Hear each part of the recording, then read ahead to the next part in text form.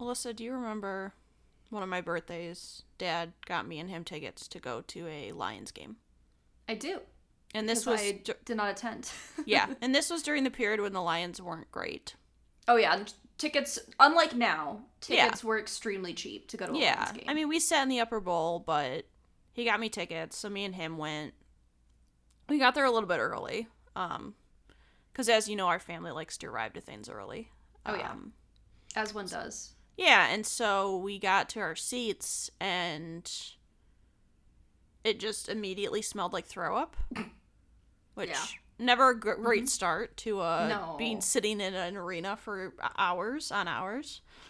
And I just look down and I see a pile of sawdust, which is what they throw up during games to like absorb it and clean it up. Uh-huh. They sure do. And I was like, this is a great start. So we're sitting there, games like getting ready to start, and as people know, people do love to drink at games. Oh, yeah. Big they like pastime. to drink. Which is all good and well. Nothing in wrong moderation. With, in moderation. Nothing wrong with enjoying a little beverage at a game. Although as someone who has been on crutches, and you have as well, would not recommend getting drunk when on crutches, because watched a woman on crutches who was hammered. Yeah. Tried to crutch upstairs and just face planted on the step, and her friend, who was also drunk, just laughed. And then tried to help her up, and I'm pretty sure the like people who work in the areas, like the security or whoever, came down and grabbed her, whisked her away. Yeah. Probably shouldn't have been drinking. Yeah, or at least not to that level. Both of us were on crutches before we had drunk alcohol. Is that a fair assessment to say? At least the first time you were on crutches? Yeah, I never would. If I ever was on crutches again, I would never drink to the point where I, like, was falling over, because it's already hard enough to crutch around.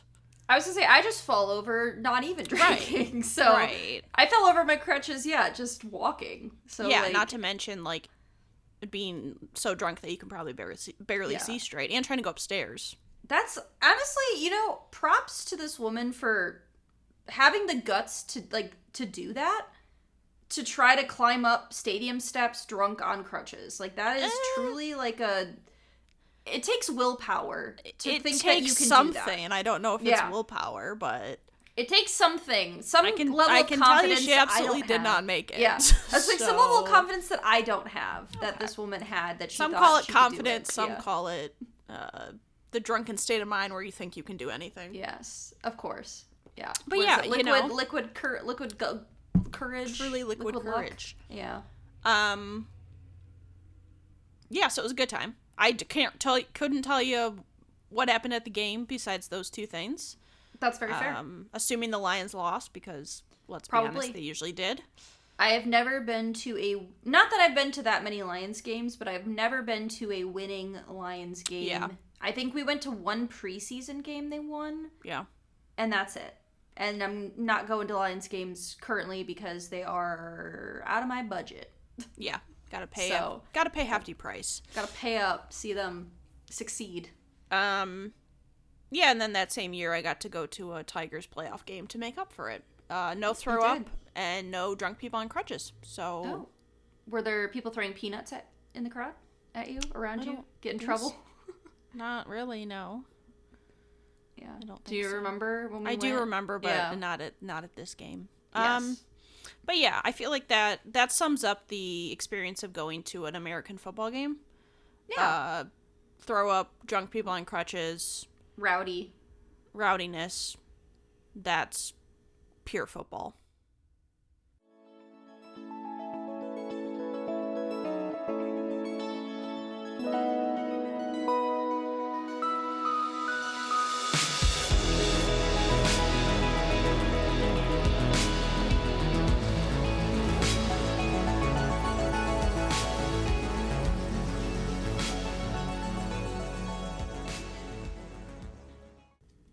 Truly, the red-blooded pastime of football calls for a crisp beer.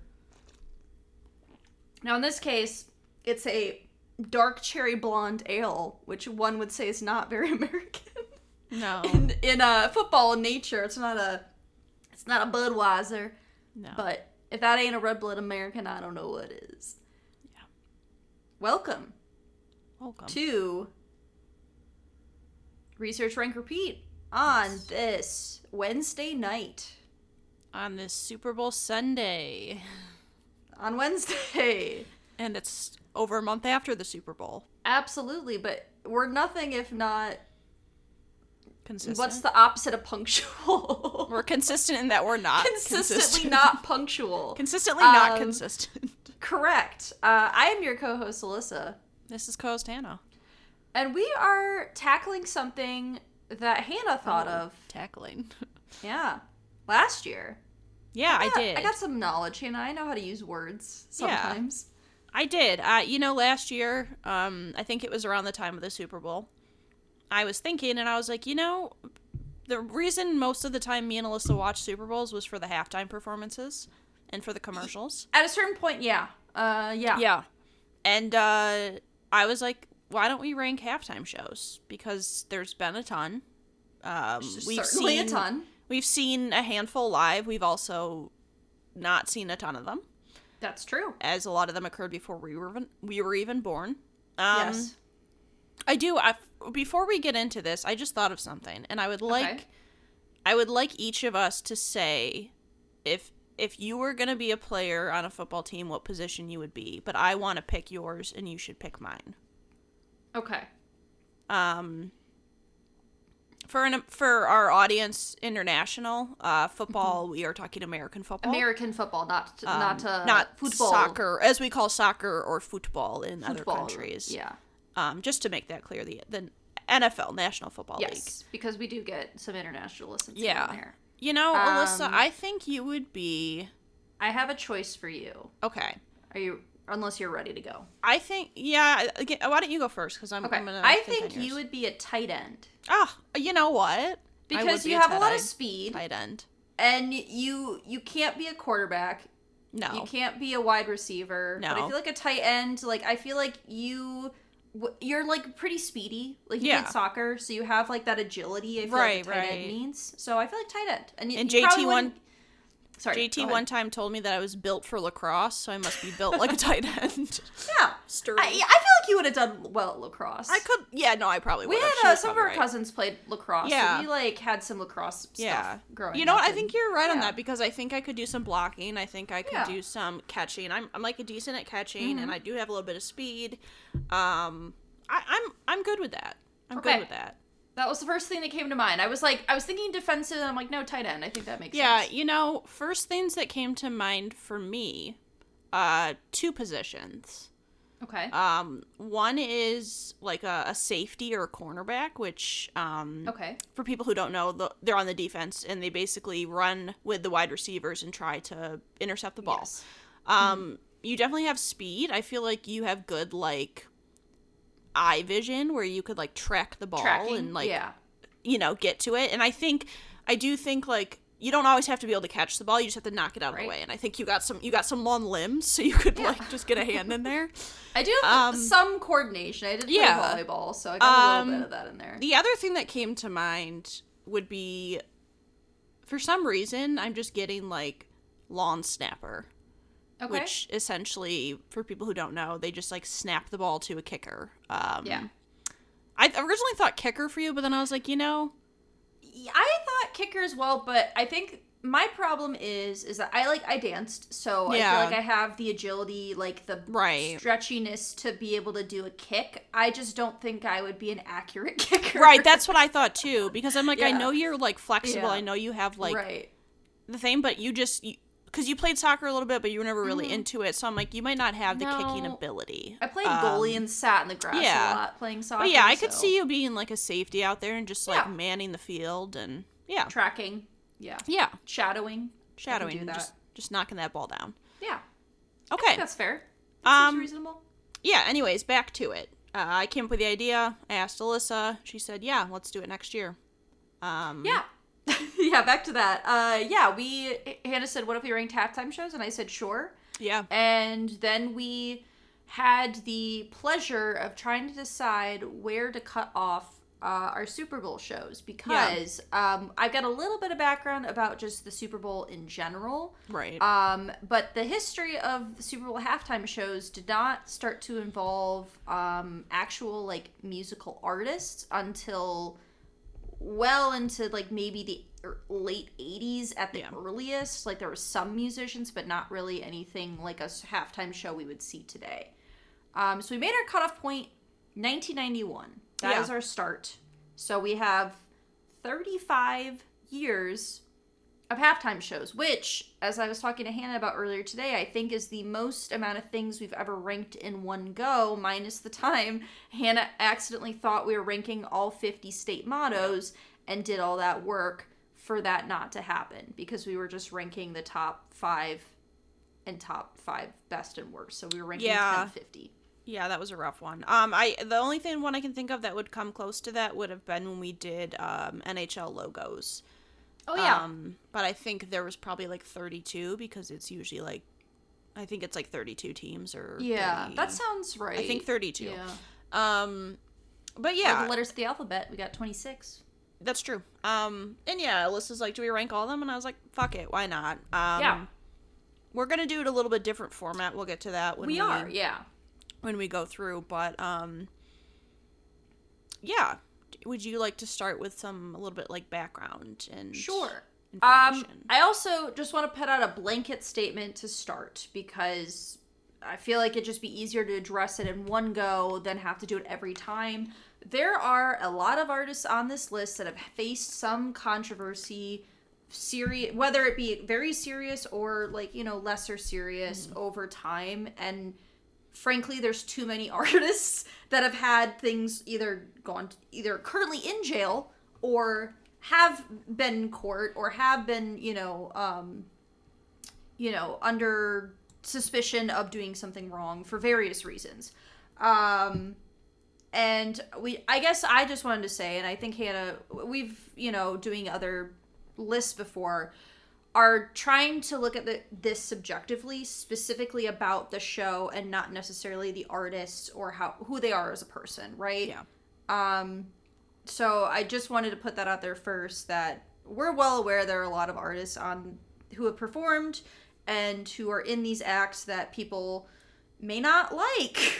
Yeah. Or hate, or, have, problems with. And that's fine. We're just looking at the shows. So I just wanted to put that out there first. Yeah. You had anything you want to add or no? If that's No, I mean, fine. Yeah, it's definitely like, it is hard to not be a bit biased and add that into your ranking. And I think in some cases it might have impacted my rankings a little bit. I think there's a little bit, but I feel like the one year I think it impacted, there's a lot of other things going on. Yeah. That also, it just is like a combination of things. Yeah, but I mean, again, we're ranking the performance, the show, not necessarily the acts themselves, the singers, the people. Mm-hmm. So yeah, I think, I guess I have nothing else to say besides, what you already said. So yeah. That's fair. All right, so just because we're going to do a lot of background about each specific show, I just got like a little bit of generalized background about the history of Super Bowl shows. Mm-hmm. So, correct me if I'm wrong, Hannah, the first Super Bowl took place in 1967. Is that Super Bowl 1? Or is this just the year? I have a year written down on my sheet, but I don't know if that's actually the first year. If that's just the year. First Super Bowl, I believe, is 1967. Okay, let me double check. I was gonna say because I have it written down, like kind of like how the shows progress, and that's the first year I have 1967. listed. Yes. Okay, so Super Bowl 1. So prior to that, they did have National Football Championship, which the Lions did win. Yes. At least one of those. But then they changed it to be specifically the Super Bowl in 1967. So that was the first year. And the halftime show was specifically the college marching band, generally of the location of where the Super Bowl took place. So they did that for quite a while. In the 70s and 80s, they added a bit more variety in the form of drill teams and ensembles. So we had one group that produced a couple of shows, was called Up With People. It was a nonprofit organization that focused on themes of equality, positivity, and multiculturalism. The halftimes in this era were seen as very like safe and out of touch. Like they weren't really for a football audience, frankly. Like they kind of like people were not going to watch the football to see the halftime show. Like it was just something to give the players a break, have something going on. I should also mention, majority of this information is coming from our most trusted site, Wikipedia. I did get a few specific things from a few other sites, and we'll list those when we get to it, but just wanted to point that out. Wikipedia, most trusted site. So in the 1990s and like late 80s, they started to have maybe like a guest artist who would perform like with the halftime show, but they weren't like the main act, as we would think of in today's halftime shows. And there also was a movement with other television stations that were not hosting the Super Bowl to counter-program the halftime show. So in 1992, Fox, which was not hosting the Super Bowl, aired a live episode of the show In Living Color, which, if you're not familiar with, it was kind of like a competitor to Saturday Night Live. Jim Carrey was on it, a notable person that I can think of on the top of my head, but they were pretty big in that era. This episode was sponsored by Frito-Lay and offered a $1 million giveaway during the episode. And it actually drew 25 million people away from the halftime show. So they lost between 1/4 to 1/5 of their total viewership during the halftime show as people were going to other networks to watch other shows. And due to this, the NFL booked Michael Jackson in 1993, which led to the first increase in viewership from a game to a halftime. So you saw an increase of people coming just for the halftime show, which, being that it was 1993 and Michael Jackson, who at the time was a huge, king of pop, arguably, probably not, maybe not the height of his career, but he was like very well known and performing a lot. So that kind of like 1993 marks the start of booking bigger acts to play at the Super Bowl. We included 1991 and 92, and we'll get to why kind of we wanted to get the transition into that. So we'll kind of cover that when we get there, but I just wanted to say that because I feel like it's important for the history of the Super Bowl. When we get to the 2000s, there was a kind of switch between like this idea of themes. Like they had more like themed Super Bowls into inviting mainly pop acts.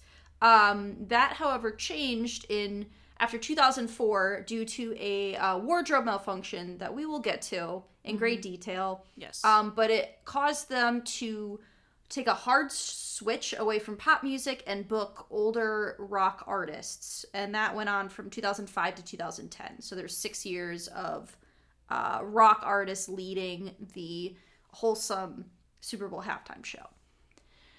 Another thing of note, just specifically, and I think this is still accurate. I try to track numbers to like the current time, but I believe the most watched television broadcast in history and also the most watched Super Bowl is the halftime show featuring Rihanna, which took place in 2023. So we'll get into some more numbers with each show. Also with the Super Bowl, that all 4 major TV networks swap and alternate on who hosts the Super Bowl, so it's not the same network every single year in a row. Sometimes I think they do multiple years in a row, but they have like contracts for that. And artists who perform at the Super Bowl are not paid for their appearances.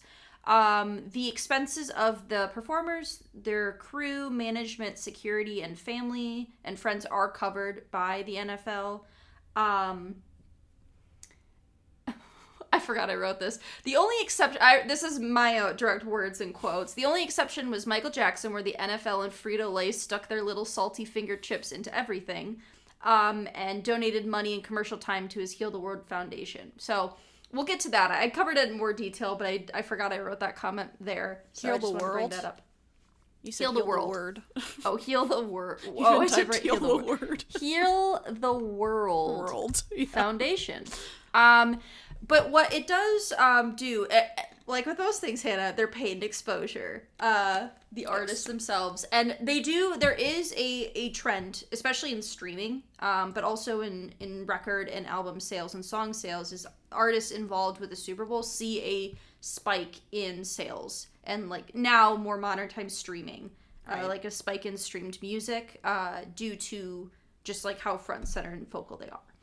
I don't really get into details about like how much of a spike there is. There's a few specific circumstances I do just because it's like something notable. I was like, hey, fun fact, this happened. But that's generally a very common trend amongst all Super Bowl halftime shows, regardless of who's performing. All right, so that's just a basic history. So the way that we're going to do this is probably, Hannah, you want to alternate? Yeah, I figured we would alternate, yep.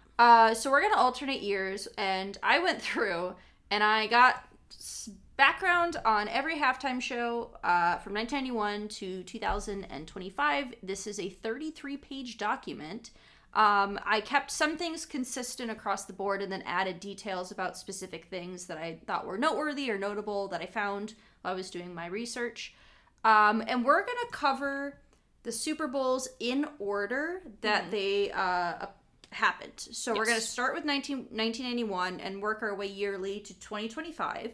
In addition to that, we're going to try something different because for the sake of time, we're trying to minimize how much time this is going to take because it's going to be a long episode. Yes. And I think the easiest way to do that is if we give you our ranking as we go. So we're not going to do like at the end, give you our ranking from 35 to 1. We're going to go show by show and tell you where they lie on our list.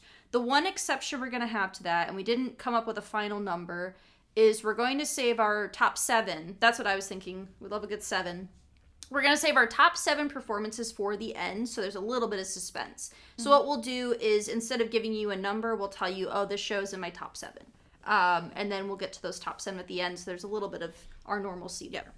But yeah, okay, are you ready to go? I'm gonna take a sip of my red-blooded American. I can go ahead and start since you just did a lot of talking. Okay, Sounds great. First show, 1991. We got New Kids on the Block, as well as multiple Disney characters, over 3,500 local youths, and a special appearance from Warren Moon, who was a quarterback for the Houston... I think they were the Houston Oilers at the time. Yeah. Now are the Houston Texans. So this one took place in Tampa, Florida. Fitting that it was the Disney theme because Florida, you know. The theme of this one was Small World and also a tribute to 25 years of the Super Bowl.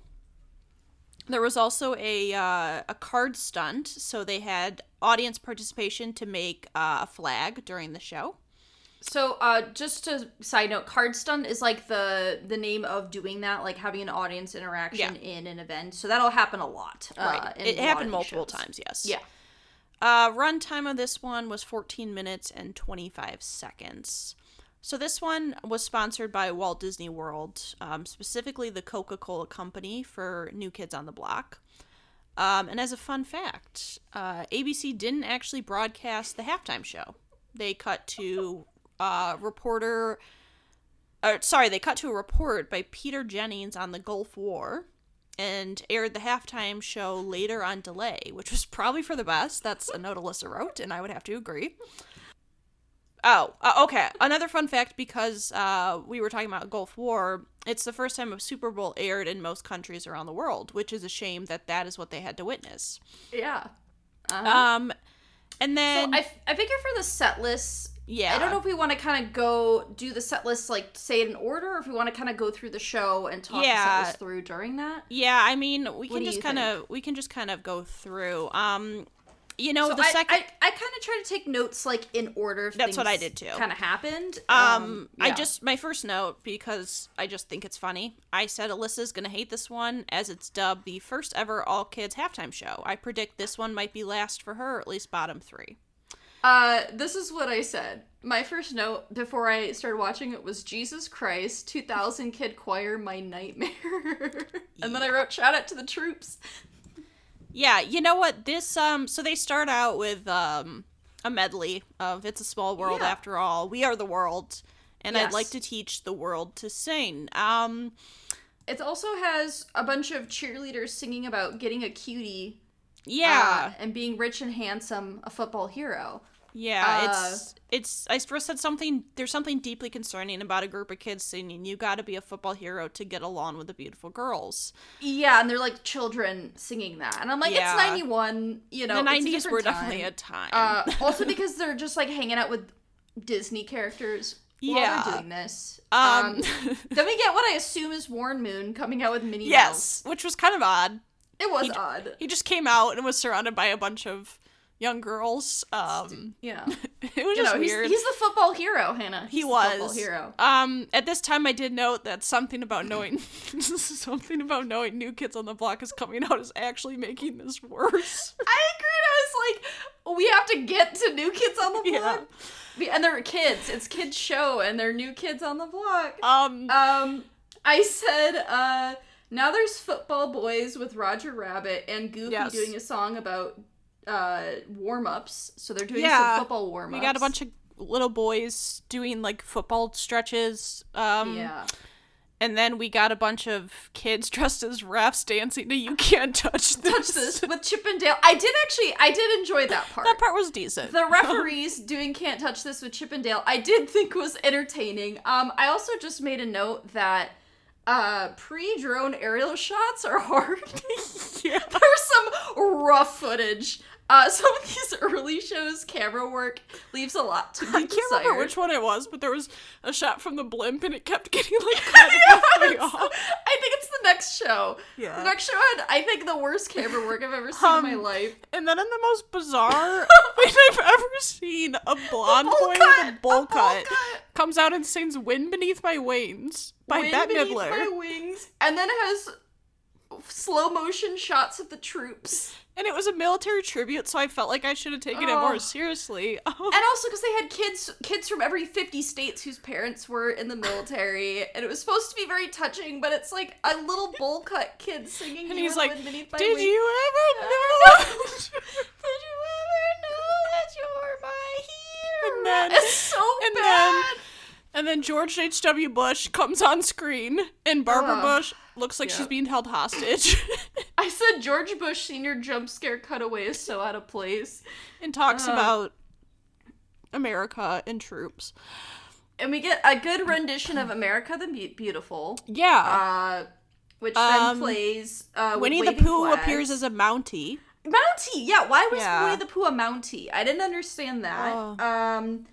And then we got more It's a Small World. And at this point, I'm like, there's still 6 minutes left. Like, what are we doing? And It's a Small World into We Are the World was not mixed very well. No. It did not flow well. It's also, like, a little too spot on. Like, We Are the Children. It's a bunch of children singing and also, like, we're gonna get the real deal singing it 2 years from now. Yeah. And it's gonna be better produced than just a bunch of children singing it. We get 10 minutes in and New Kids on the Block finally appear. Thank God, they finally showed up. And they really emphasized, sponsored by Coca-Cola, New Kids on the Block. Like, they had to let us know this part specifically. I thought that was funny that an announcer came on to say, sponsored by Coca-Cola. Yeah, they come out and they do Step by Step, which I think is like the only New Kids on the Block song I actually know. I have a comment, because I wrote this down. Yep. All of my knowledge of New Kids on the Block comes from Full House.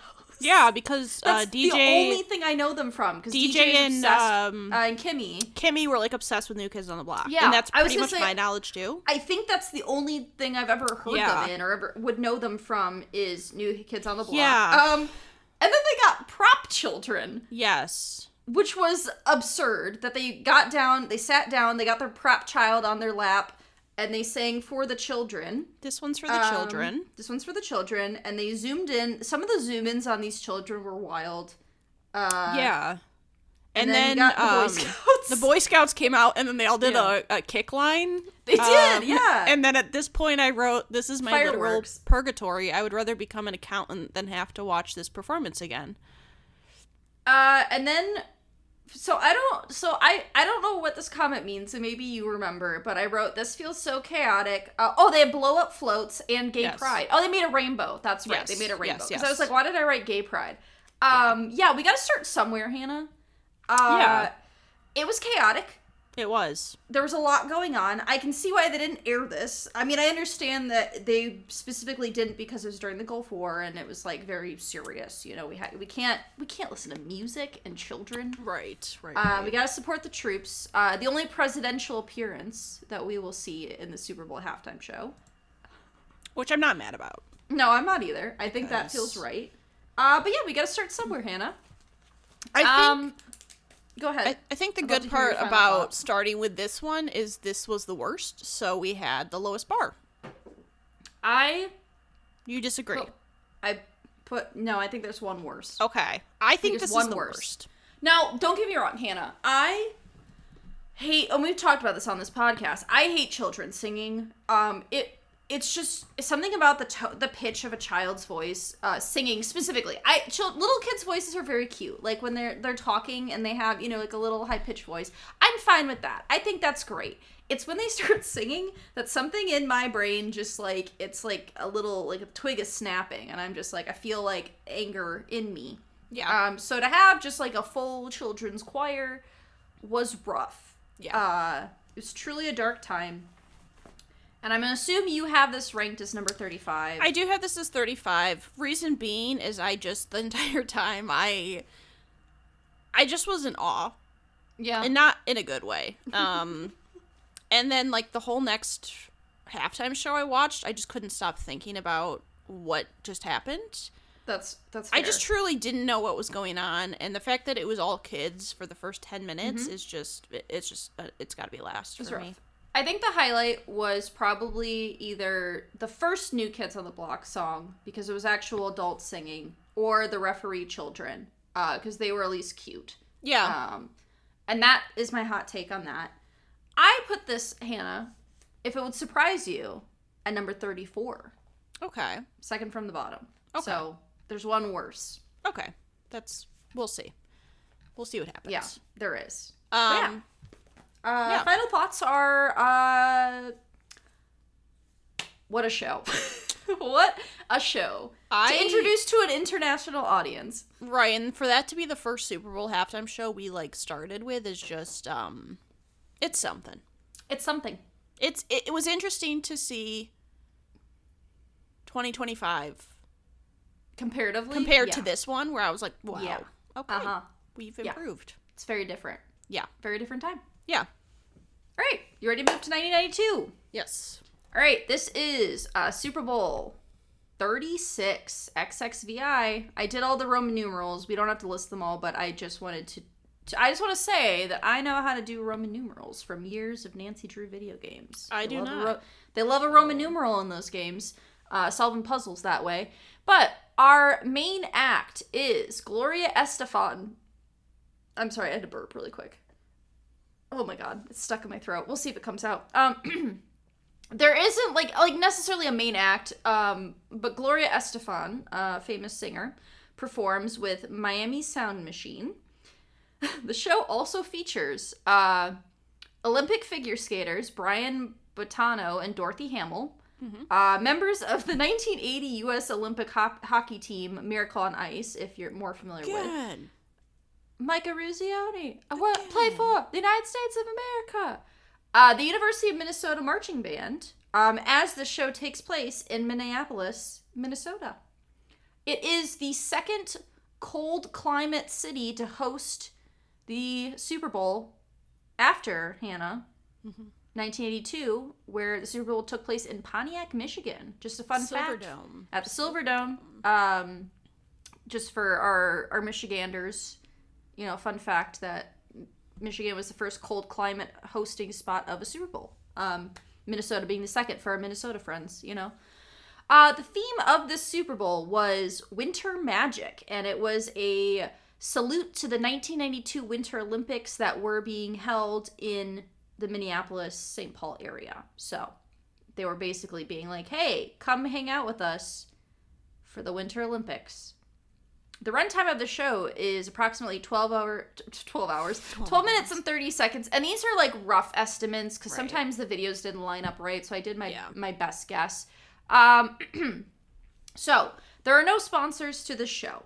It was produced by a company called Timberline Productions, which was an Arizona-based company that had worked on such shows as Sesame Street Live, just to give an impression of what they'd worked on.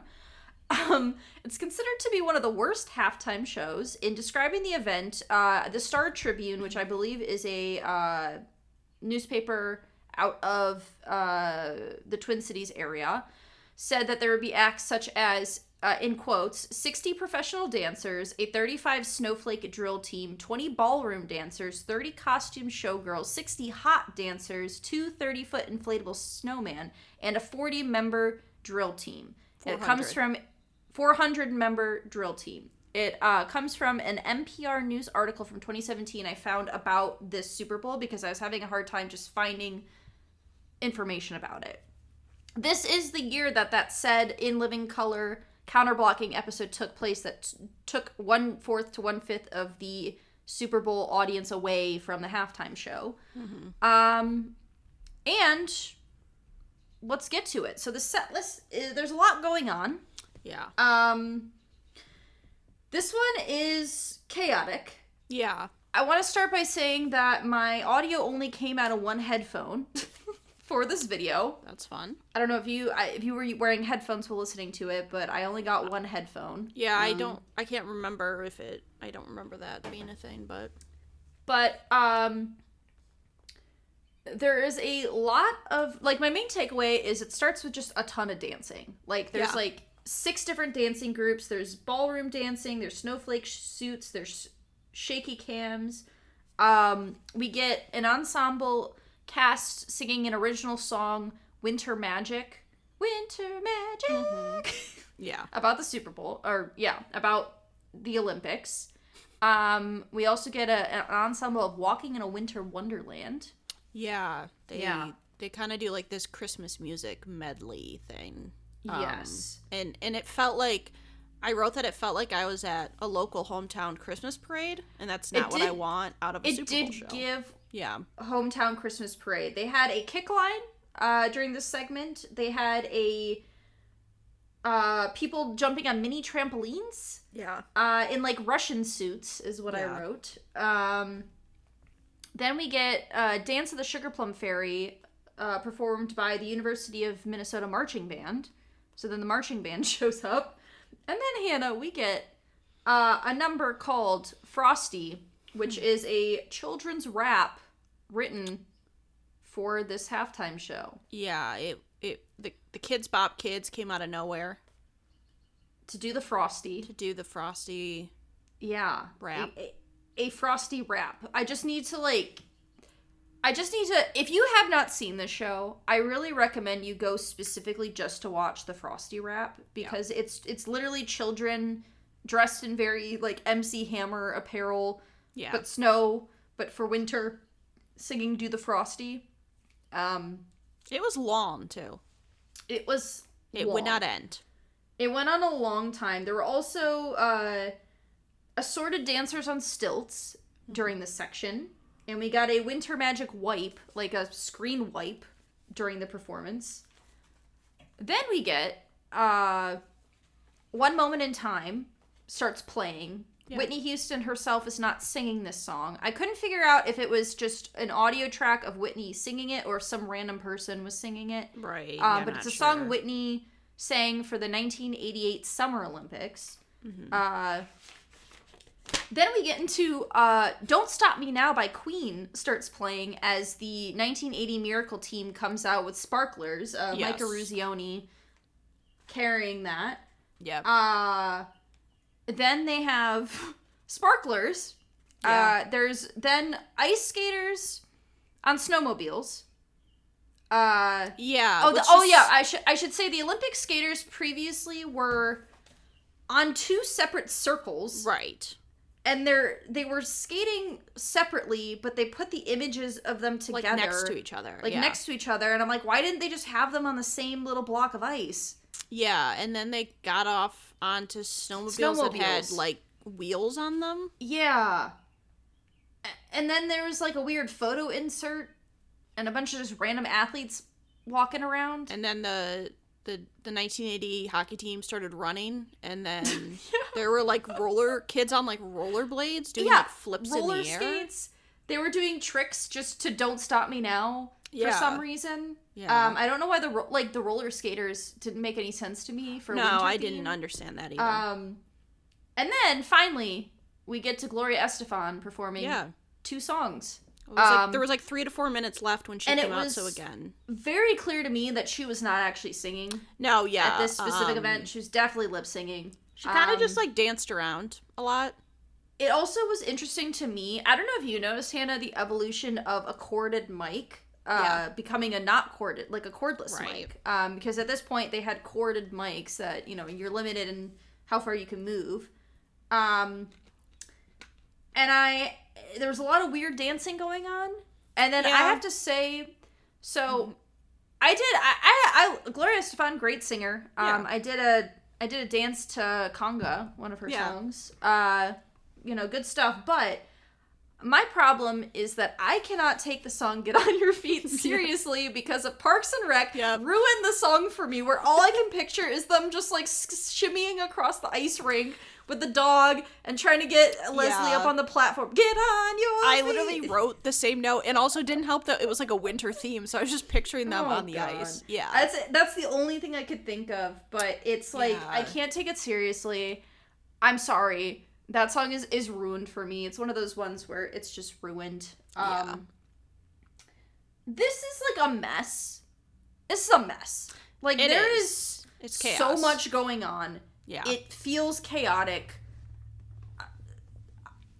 I genuinely was just like, I couldn't stop writing. I just kept writing. I was like, what am I witnessing? I'm like, what's happening? I'm like, why is Mike Ruzioni here? I was like, what is happening? Yeah, it was chaotic. And I don't, I wrote like, Gloria Estefan cannot save this. I don't even know that like anyone could have saved it. Yeah. I don't think so.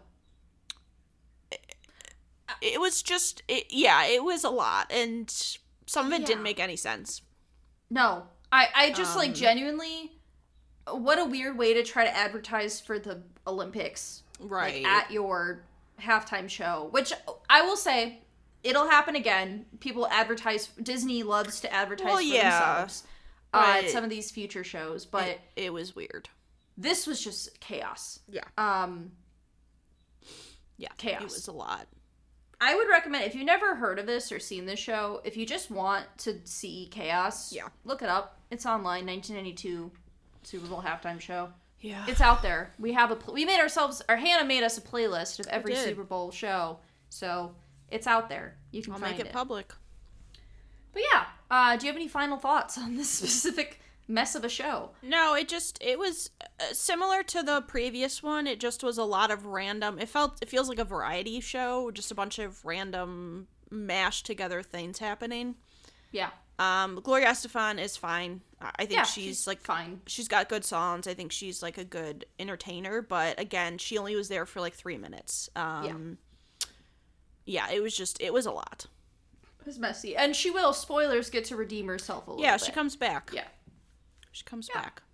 Where did you place the show in your ranking, Hannah? You know, I, specifically because of Miracle on Ice, it's 34.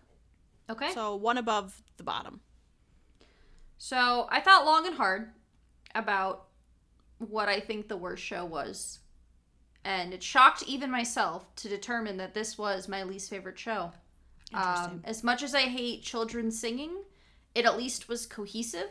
This was not. This just felt like somebody having a dream and just throwing, when you have a dream and it's just like random things happen. It felt like I was in a dream. But like people were just throwing random things on a field and were like, oh, send in this. Let's grab this. Let's get this. And not in any way cohesive.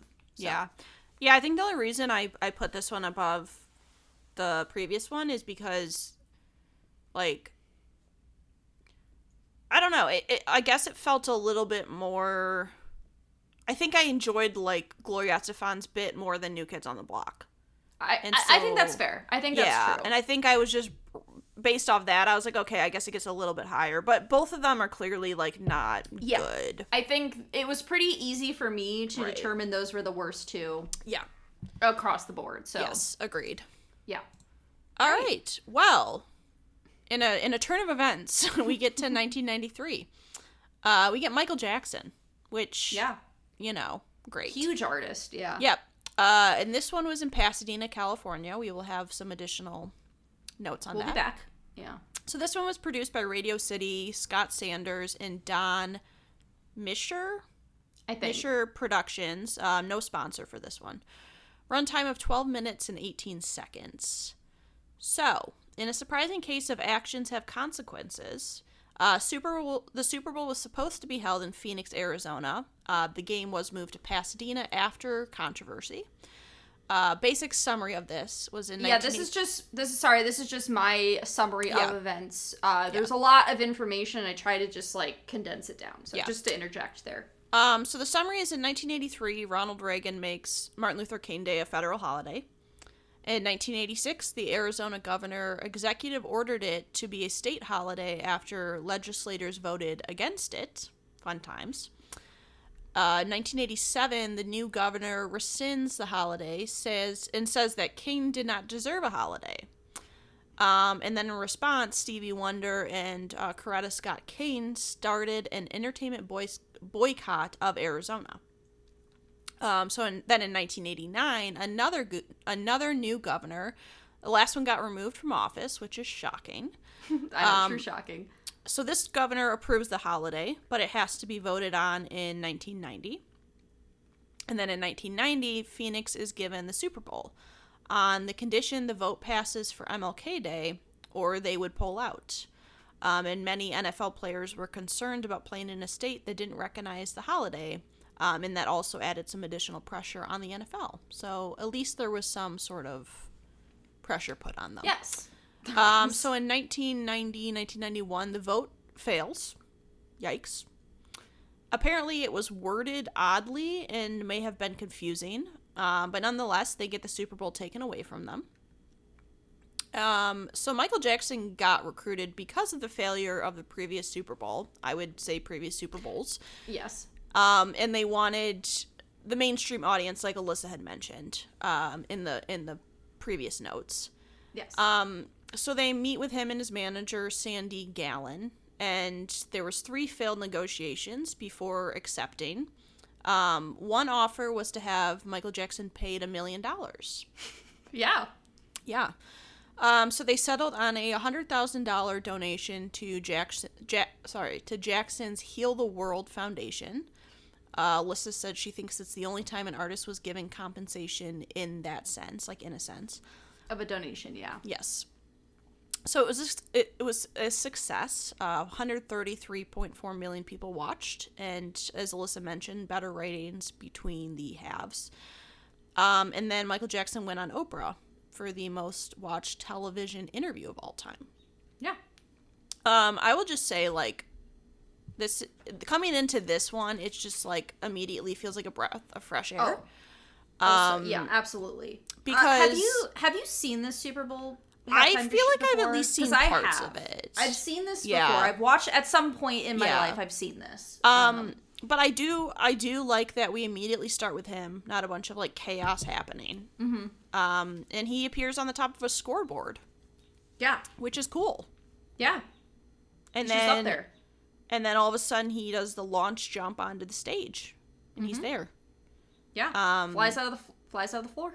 Yeah, and then I said, imagine paying to go to the previous 2 Super Bowls and then not going to this one and realize you missed out on Michael Jackson. On a Michael Jackson concert. Yeah.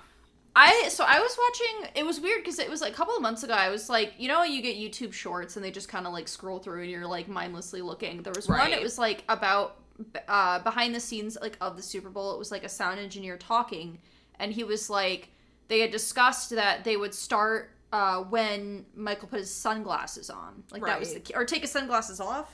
I don't remember which one it was, but doing something with his sunglasses.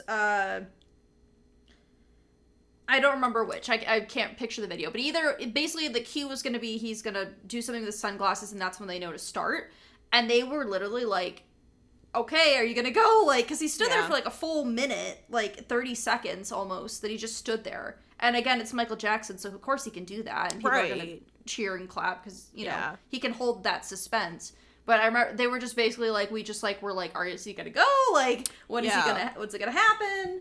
And he did eventually go, but they were like, people were like freaking out because they were like, you gotta go, like, what are you doing? And I feel like Michael Jackson's probably one of the only people that could have done that, and it's not like awkward. Yeah, because he just like everyone just kept cheering for him. Yeah, like he turned his head and people like cheered louder. Like he just moved and it was I think too, like, he makes perfect sense for a Super Bowl show. Like, he's got that charisma. He's got the presence to kind of command a stadium. Absolutely. But yeah, I found myself not typing a ton during this one just because I felt like I was very drawn in. But he starts off with Jam. Yeah, and then gets into Billie Jean. So I did a little bit of, like, he's wearing, like, this black jacket. I didn't try to cover, I didn't get to every artist, but I tried to cover, like, the fashion choices. Yeah. Because I felt like there were definitely some themes, like, similar themes over years. But basically, as he goes into Billie Jean, so starts with Jam, goes into Billie Jean, he loses his jacket. So the jacket only stays for, like, one song, and then it's off. He also has his hair up. Yes. And then into Black and White, which is the next song, he then takes his hair down. Yeah. But it's pretty much like just for the first 3 songs, it's pretty much just him. Like just singing, dancing. Which honestly, based off like the previous 2 shows, it's so nice just to get like the simplicity of it. Oh yeah. And and you can tell it's like concert feel. Like, right, it feels and like it's a concert. not relying on a ton of production, not relying on a ton of like extra things. It's just kind of like him commanding the stage. We do get a children's choir, but in this instance, I'm okay with it. Because it's, for We Are the World. Which in this case makes sense. It makes sense. Yeah. There also is a fog machine that's working overtime. Yeah. That's basically just like shrouding him. Yeah. In thick fog. Yeah. He pulls out a magic wand and shoots off pyrotechnics at one point. He does. And some fireworks. I think this is one of only a few instances where we see a song appear more than once in a Super Bowl. It does not happen very often, because we do get some repeat artists who appear in some capacity throughout time, but 2 years back to back is pretty quick together. Yeah. They also have the audience holding black and white cards, so they're flipping black and white cards.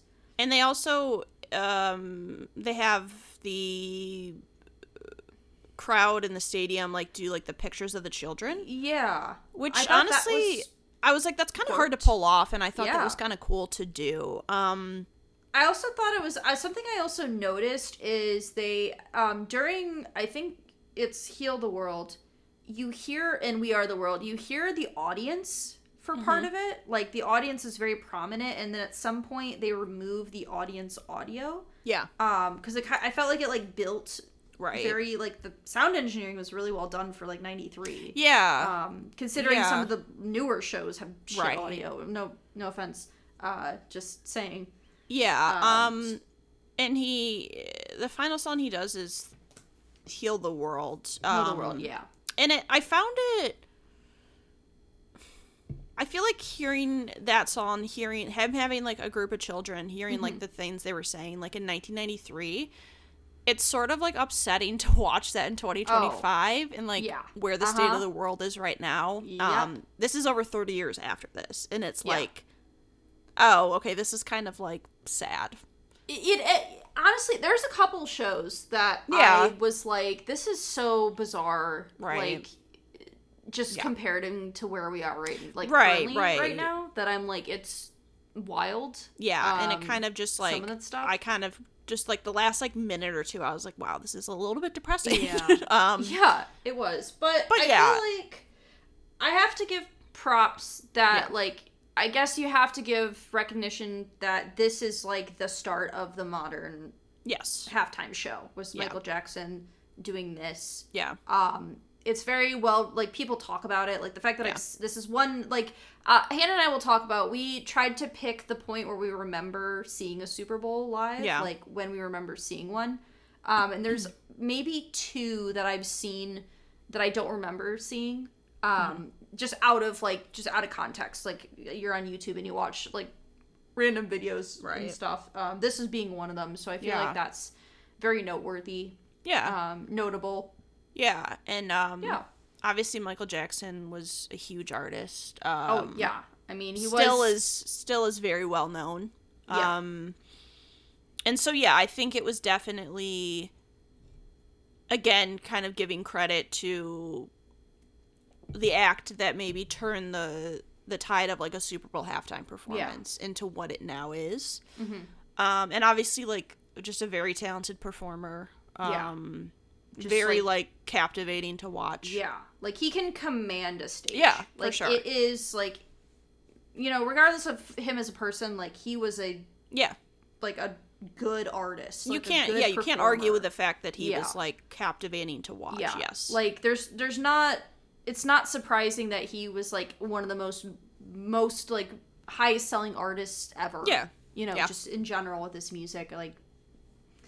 And he didn't even, like, that's the thing, he didn't even sing some of his biggest hits. Like, no, I mean, he just, yeah. But yeah, I think it definitely, it really, like... It changed everything. Like, yeah. It was the catalyst that right. drove the next 30 years of halftime shows. Yep. So, yeah. I think that is important. I would agree. Yeah. All right. Where do you have this one? Oh. Okay. This, Hannah, is in my top 7. Okay, it's also in my top 7. I put it up there. Okay. So. I felt like it needed to be up there. Yeah, I would agree. Yeah. Okay. I will say it's not my favorite, but I think it needed to be up there. We will get back to that then. Yeah. All right. So now we go to 1994. This show, to this date, is still the only country-themed halftime show, which honestly surprised me. Yeah. As we were going through this list, I genuinely was surprised that we only literally had one country-themed halftime show. Yeah. Do I necessarily want a country-themed halftime show with the modern country musicians? No, not really. But just noteworthy that there's one of 30 whatever years.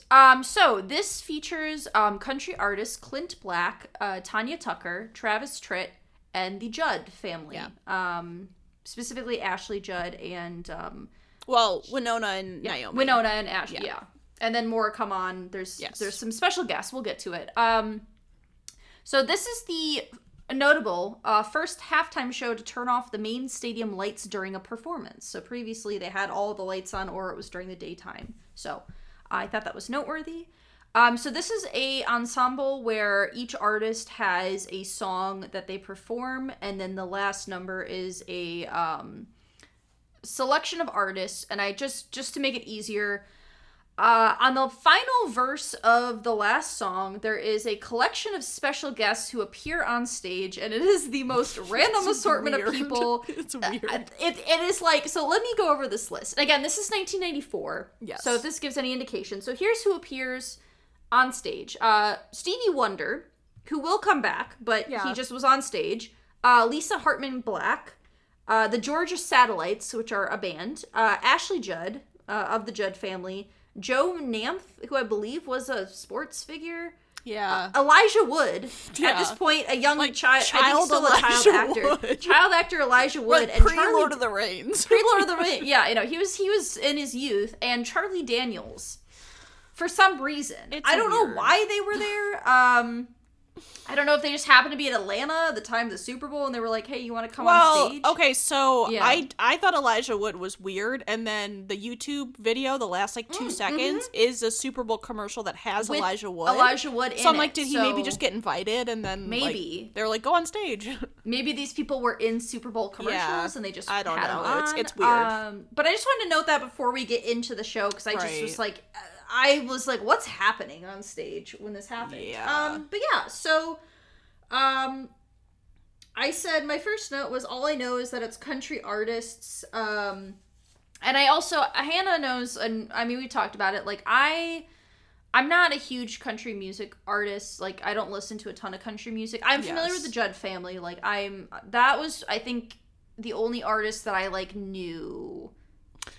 You know what's funny is I said, I said that, I was curious to see how you would react to this one. I know how she feels about country music. Yeah. I said Yeah. it's not like super bro country, so she might be okay. I also don't know if Yeah. she knows all these artists. I feel like she knows the Judds and maybe Tanya Tucker. I don't think- recognized the Okay. song, but I didn't Okay. know Tanya Tucker. And then I said I'm not sure she will know the men. Accurate. I didn't know the men. Yeah. It's true. I feel like this one does make sense given that it was in Atlanta. Yeah. I think Atlanta's a big country music. And mid-90s Center. country was very popular. Like, Oh yeah. Country, that was a like, time yeah. when I think there was a Country- resurgence in country music. Yeah. I will say I appreciate them having like an equal mix of male and female acts because I think that was nice too. Yeah. male or country music has always sort of been male driven when it comes to like radio play and like Yeah. just like that kind of stuff. I mean, it's better now. I feel But like especially in the 90s. yeah. I feel like there's very few Yeah. women like country music artists who are like known. Like you had to be the best to be known. Like Dolly Right. Parton, for instance, or like Reba or Right, you know, right. Judds. Like you have to be the best. To, Like the one, yeah. Yeah, I mean, I think it's, you know, I kind of liked that we got this mix of different artists and each singing like one song. So Clint Black comes out and sings Tuckered Out first. And he gets 1 minute. Yeah, Like literally a minute. Of literally a screen time. minute. And then Tanya Tucker comes out and sings Yeah. It's a Little Too Late. We also get a assortment of cowboy line dancers, and I will say that all the dancers are coordinated, so there's Yeah. improvement. So we got a bunch of coordination. Yeah. And she has is wearing all black and has yellow cowboy dancers. I Yeah. noted for the second act. Yeah. And then Travis And they- Tritt comes yeah. out saying And it's they made- trouble. Yeah, and they made guitars with their Right. bodies like on the field. I also found out Travis Tritt is a local of Atlanta. Yeah. I found that out because I tried to like look up a little bit because I Right. was like I don't know who these people were. Winona Judd comes out by herself first and does No One Else on Earth. I did say, for some reason, the Winona Judd part was giving me, like, eye-to-eye vibes from the Goofy movie. It kind of And I don't know because it's why. like purple stage and like Right. glow sticks. They almost look like lightsabers. Yeah. Yeah, I feel like that's Um, fair. And then her mom, Naomi Judd, comes out. Yes. They sing Love Can Build a Bridge. They add some additional people, like Alyssa mentioned.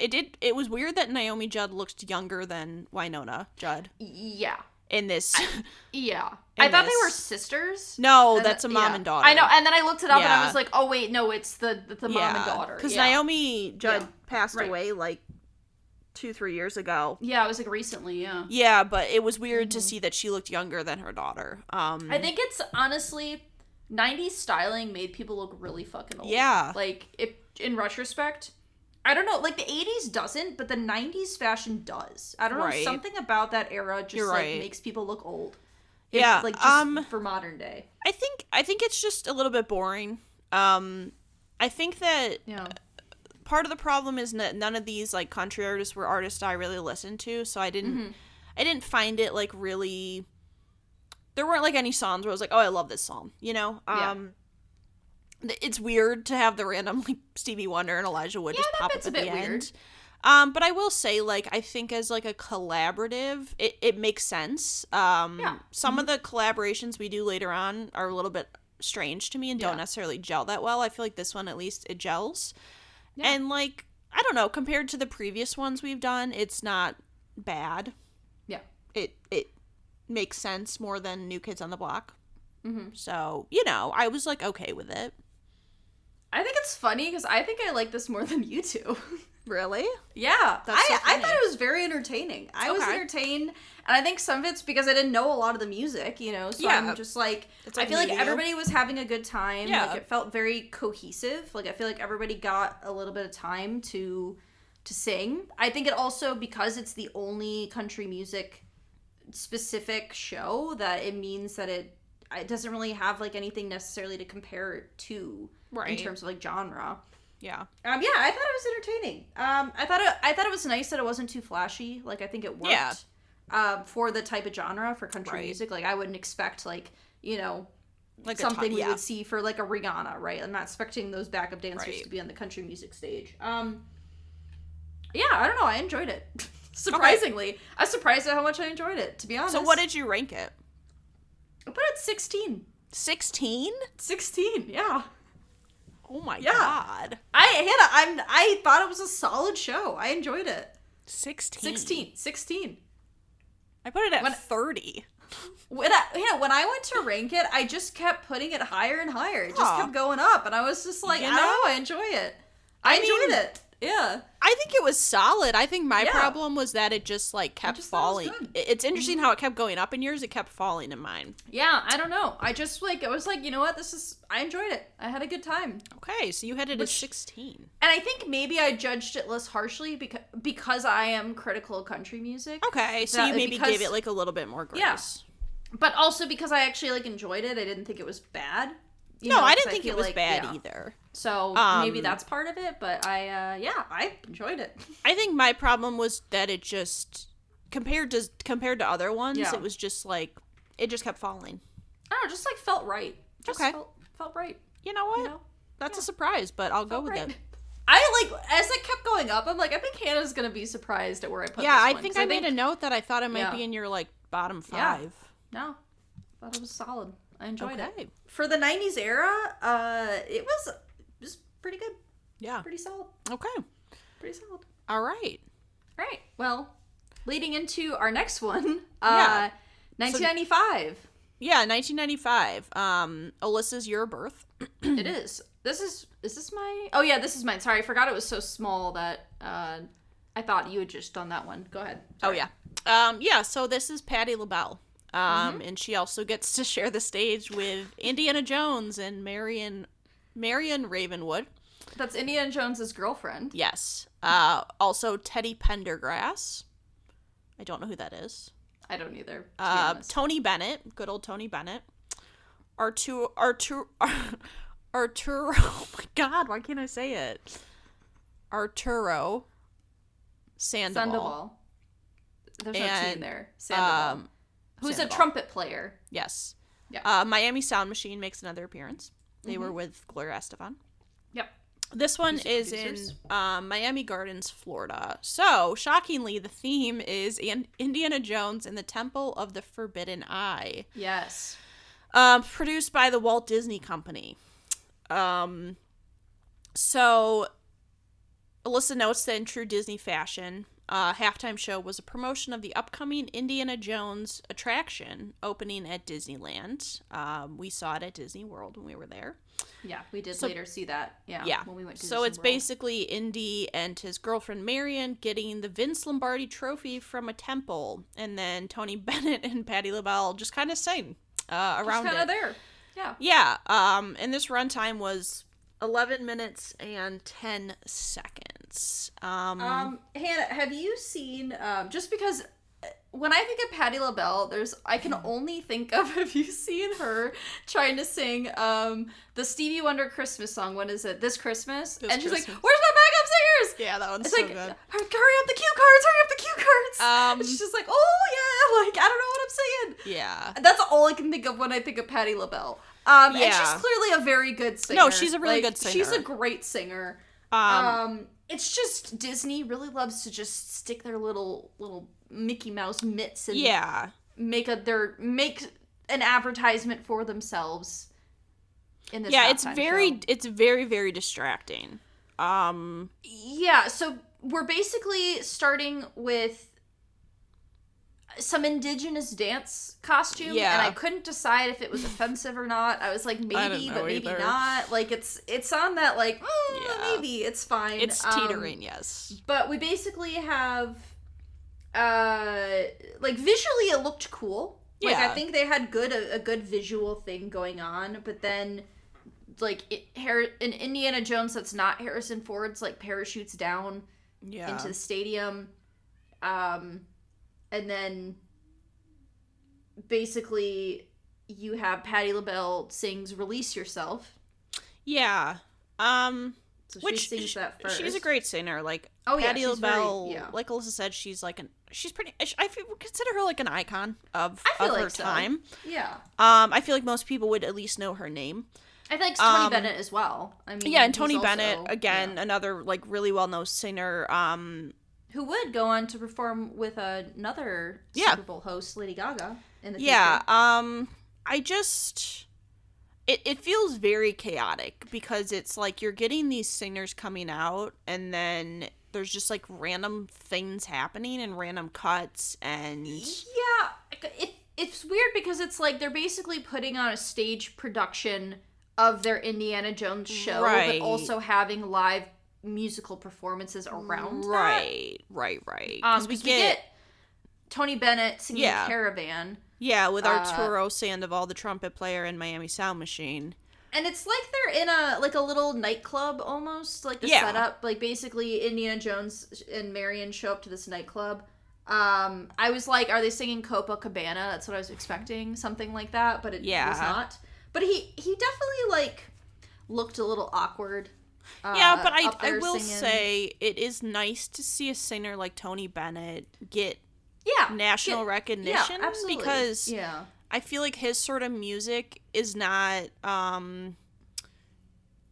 it's not like widely like to an American audience it's maybe not like as widely known or as like as mainstream, right? And so it's cool to see that he got like the publicity and got it shown to an audience like that. I think so. Yeah, it's a bit awkward though, like you said. I think that's just because there's just so much going on around them. Yeah, and like Marion keeps getting kidnapped, and like he has to save her. They steal the Vince Lombardi trophy, specifically for the Super Bowl. That was the relic in the temple. Yeah, there was drummers just dressed up as snakes kept throwing me off. There's like some very weird snakes. We get Patti LaBelle comes back to sing New Attitude. Yep, and then together. In true Disney fashion, Tony and Patti LaBelle sing Can You Feel the Love Tonight from The Lion King, which had just come out the year before. Yeah, and I mean, obviously they're both very talented singers. Yeah. I don't necessarily have an issue with this show. It's just, I said it's entertaining but disjointed. It's very disjointed. Like, it's just a lot going on for, like, a halftime show. Yeah. I understand like what they were trying to do. Like they're trying to go with like almost like a play musical type thing, but it just felt like a little bit weird. I enjoyed the singing parts of it. Yeah. I don't necessarily think the Indiana Jones bit translates well to like a halftime show. No, but it's not like bad. It's just like not right. Yeah, it just that makes sense. It just doesn't feel appropriate for the event it was for a halftime show. Where did you place this in your ranking? You know, I put this at 27. Okay. I put it at 30. So yeah, I definitely thought there were ones that were worse, and I think what saves this one is just having two really good singers. Yeah. Who are just kind of like. They don't rely a lot on, like, the showmance of it all. They just kind of have their music and have their style. And I think different styles of music, too. I think it was cool to see them come together. So I put it at 27. Yeah. I think, 30. So a little bit lower, but similar area. Yeah. I enjoy the singing. I feel like it was entertaining, but there were definitely not, like... Just, like, wasn't right for this venue. I guess is maybe the way I'll put it. All right. 1996, we get superstar Diana Ross, big Motown legend. And she is performing in Temple, Arizona. Tempe. I wrote Tempe. Temple? Tempe? I think Tempe is a city. Oh, Tempe. Tempe, Arizona. Sorry, for some reason I was like, Temple? So the theme of the Super Bowl was Take Me Higher, a celebration of 30 years of the Super Bowl. So, we're at the Super Bowl. It was produced by Radio City Music Hall. This time we actually have a sponsor. Sponsored by Oscar Mayer, the Wiener Company. Why not? 30 years of wieners. So, here's what I wrote because there was some discrepancy. So, on YouTube, the runtime is 12 minutes and 15 seconds, but it was 13 minutes and 30 seconds live. I guess maybe the full broadcast recording. The whole thing of it, the NFL wanted her to shorten her set, and she said no. And they said, okay. She's a queen. She's a queen. What are you gonna do? So, to harken back to what Hannah said in reference to the show that was moved to Pasadena from Arizona, the people of Arizona got their shit together, and in 1992, they voted finally to make Martin Luther King Jr. a holiday. So, Martin Luther King Jr. Day is now a holiday in Arizona. And so the NFL said, okay, great. You can have your Super Bowl now. Here you go. It was also the last Super Bowl to be held in a stadium with bleacher seats and the last to be held on a college campus. So they used to do Super Bowls in, like Pasadena where the Rose Bowl is held and the college campuses. But after this point, they only are held in professional NFL stadiums from this point onward. So the I don't know why I just said NBA. NBC broadcast was at the time the most watched sporting event on American television and the second most watched program in history, behind the final episode of MASH that premiered in 1983. So this was a well watched program at the time, like a big deal. Because XXX, and I should say this is Super Bowl XXX, Super Bowl 30, but because Triple X is usually associated with, and I say in quotes, adult films. Yeah. There were issues with websites at the time being blocked about this event because people said like XXX and it was like, oh, we gotta block it. It's porn. Oh no. Pop-up. I thought that was funny. That made me laugh. I was like, that's actually, funny. I mean, funny but true. Like, I understand why that happened. And Diana Ross had previously performed the national anthem at Super Bowl 16? Yeah, 16. So, about half a lifetime ago, you know? Yeah. So, and then my last note is the show was well received. Yeah. So basically the set list, she performed a medley of of shortened versions of her song, so I just wanted to put that to begin with. But my first note was, I hope this is good. And I was not disappointed. I was not disappointed.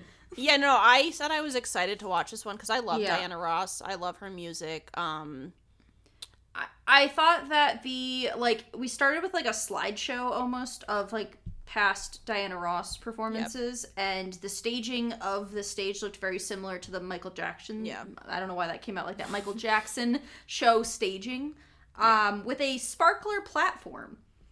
Diana Ross is also in a bright red dress, which is very on theme. Artists either wear black or red. It's like those are the two colors that an artist can wear at the Super Bowl. Very commonly. The most ones I've seen. But she had a very extravagant red dress on. Yeah. The backup male dancers were wearing tuxes and they were gloved. And I said there's multi-leveled and women on the field with some type of cards. Just the general staging. Like Alyssa said, she kind of just goes through this medley of songs, and I think I knew she had a lot of good songs, but I was like, damn, she has a lot, and then well, she kind of starts with so she was in the Supremes, right? She was a member of the Supremes. She starts with a medley of her Supreme songs, which "Stop in the Name of Love," "You Keep Me Hanging On," "Baby Love," and "You Can't Hurry Love." Right. So we kind of start in the Motown origins of Diana Ross, which I thought was, kind of going through her history, I think. Yeah, it was cool. Smart. The way they did it. Similar to Michael Jackson's, like, there's not many things going on the stage, which I appreciate.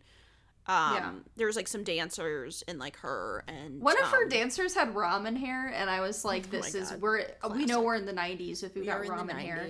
Yeah, we're there. Yeah, I think, I definitely think it flowed well, though. Like, I think she did a good amount of time for each song. Yeah. I think it all flowed very well. Yeah. It was rapid, but felt cohesive. Right. In the way that she did it. I liked that there were a lot of, like, full audience shots, like, looking into the audience, and they had, like, the crowd doing, dresses. She also, there's like some orange and pink going on as well. And I noted at one point you can see her other dress underneath her dress. Like you can see it kind of poking out a little bit. So she did at some point change into like an orangish pink dress. Right. There was some weird like overlay shots where like they superimpose two images together and it looked a little bit weird. And I was like, what's going on there? Right. I was like, what's happening here? But that I could, look past that. Right. And then we get, like, a yellow choir comes out, and we get, like, a slightly awkward change, but again, it's the 90s, and you can't really, like, frame away from someone changing at that point. But I did note it was the first Super Bowl halftime show, like, change, like, on set, like, change. Because outfit changes will continue later on down the line. Yes, it becomes a thing. We also get, Why Do Fools Fall in Love, Chain Reaction, Reach out and touch somebody's hand. Yep. Ain't no mountain high enough and I will survive are the next grouping of the choir songs. comes out during Ain't No Mountain High Enough. Yeah. And then she gets into Take Me Higher, and she said, you know what would be cool? Is if I flew out of the helicopter. Is if we landed a helicopter in the middle of the stadium. And then I love how she said, that's my ride. And then got into a helicopter. And can we just point out, she didn't even fully get into it. She sits on the side like a badass and got bitch strapped and just in. Is like, bye. What a diva. Yeah. Like, the fact, one, she has like a huge gold cloak before that. Yes. She's like on a platform with a gold cloak. I approved of that. And then a helicopter shows up. Some true queen shit. A true diva. And then they end on a title card that says, a true diva knows how to make a grand entrance and an even grander exit. Like, that's how they ended it, with a title card that said, the quote, that.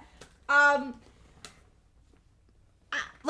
was shocked. I've never seen the Super Bowl before. No. And I was not prepared for her to just get into a helicopter and take off. No. Like, that, like, what an exit. Like, that is... Just to do that and to be like, iconic.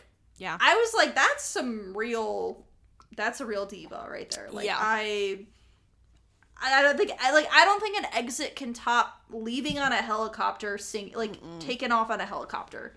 No, definitely wins award for best exit of a Super Bowl. Best exit. I was surprised. Honestly, I think this was a very solid halftime show. Yeah, obviously Diana Ross is like again another icon, very well known. She's a legend. Yeah, and very good performer, and I really enjoyed it. I thought the pacing of it worked really well. Yeah. I mean, I have nothing but good things to say I didn't about have it. any critiques. Yeah. At all. And it almost was in my, we'd have to talk about this later, but it is number 8. Oh. See, so this just on the edge. This is in my top 7. Okay. It's in there. Yeah, it kind of I felt like it deserved a spot. Okay. I felt like it almost deserved a spot. You know, that's fair. So. That's fair. But yeah, it's in my top. It's up there. Okay. It's a solid placement. Okay. We will come back to that then. Yeah. Okay. We'll come back to it. Then we get into 1997. Which is where we get the Blues Brothers, which is Dan Aykroyd, John Goodman, and Jim Belushi. Just to note, I don't know if I put it later, but the original Blues brother was John Belushi, who had died, so his brother Jim Belushi stepped in for this. Yeah. Yep. We also get ZZ Top, James Brown, and Catherine Cryer. Sure. So this one's in New Orleans, Louisiana. The theme is Blues Brothers Bash. And this was produced by Select Productions, Radio City, and House of Blues. And again, sponsored by Oscar Mayer. We still got those wieners. Runtime of 11 minutes and 30 seconds. So, this is not... I can't laugh because this is not funny, but this is like, insane. When I was reading this, I was like... No, I went and Googled it more because I read Alyssa's note. Okay, so originally the show was supposed to feature a bungee jumping portion.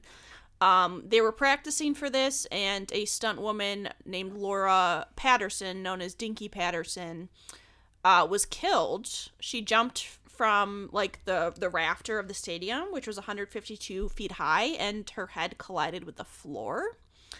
So the cords were being handled by volunteers with little training and not professionals, which that's an issue. Yeah, it's a real...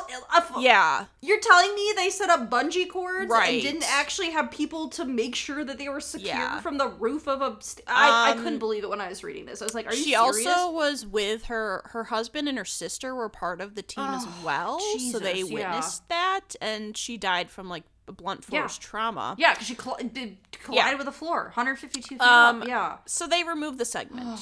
Yeah. And they did have an in memoriam for her at the end of the show. They did, yeah. Yeah, that just is kind of like a lawsuit because maybe don't have non-professional people. A real sour, yeah. Yeah.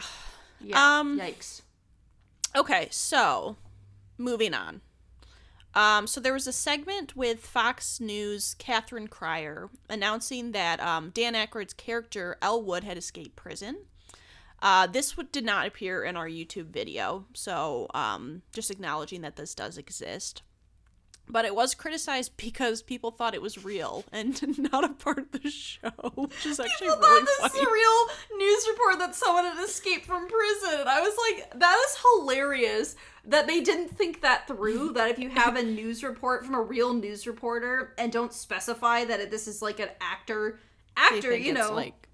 Dan Aykroyd is... Yeah, that made me laugh. I was It like, reminds that's me hilarious. of the videos when people, like, fake, like, that there's, like, a alien attack happening. And put it Yeah, on or TV like, and there is people a freak out. leprechaun in Central Park. It gives, like, Right. that kind of energy, for sure. Okay, Oh my God. so this show focused on blues, which I guess makes sense for Louisiana, New Orleans. Yeah. And specifically the Blues Brothers, to hype up their upcoming film, which was Blues Brothers 2000, released in 2000. It's called Blues Brothers 2000. Oh, okay. Blues Brothers 2000, which But it stars... it released in 1997. Okay.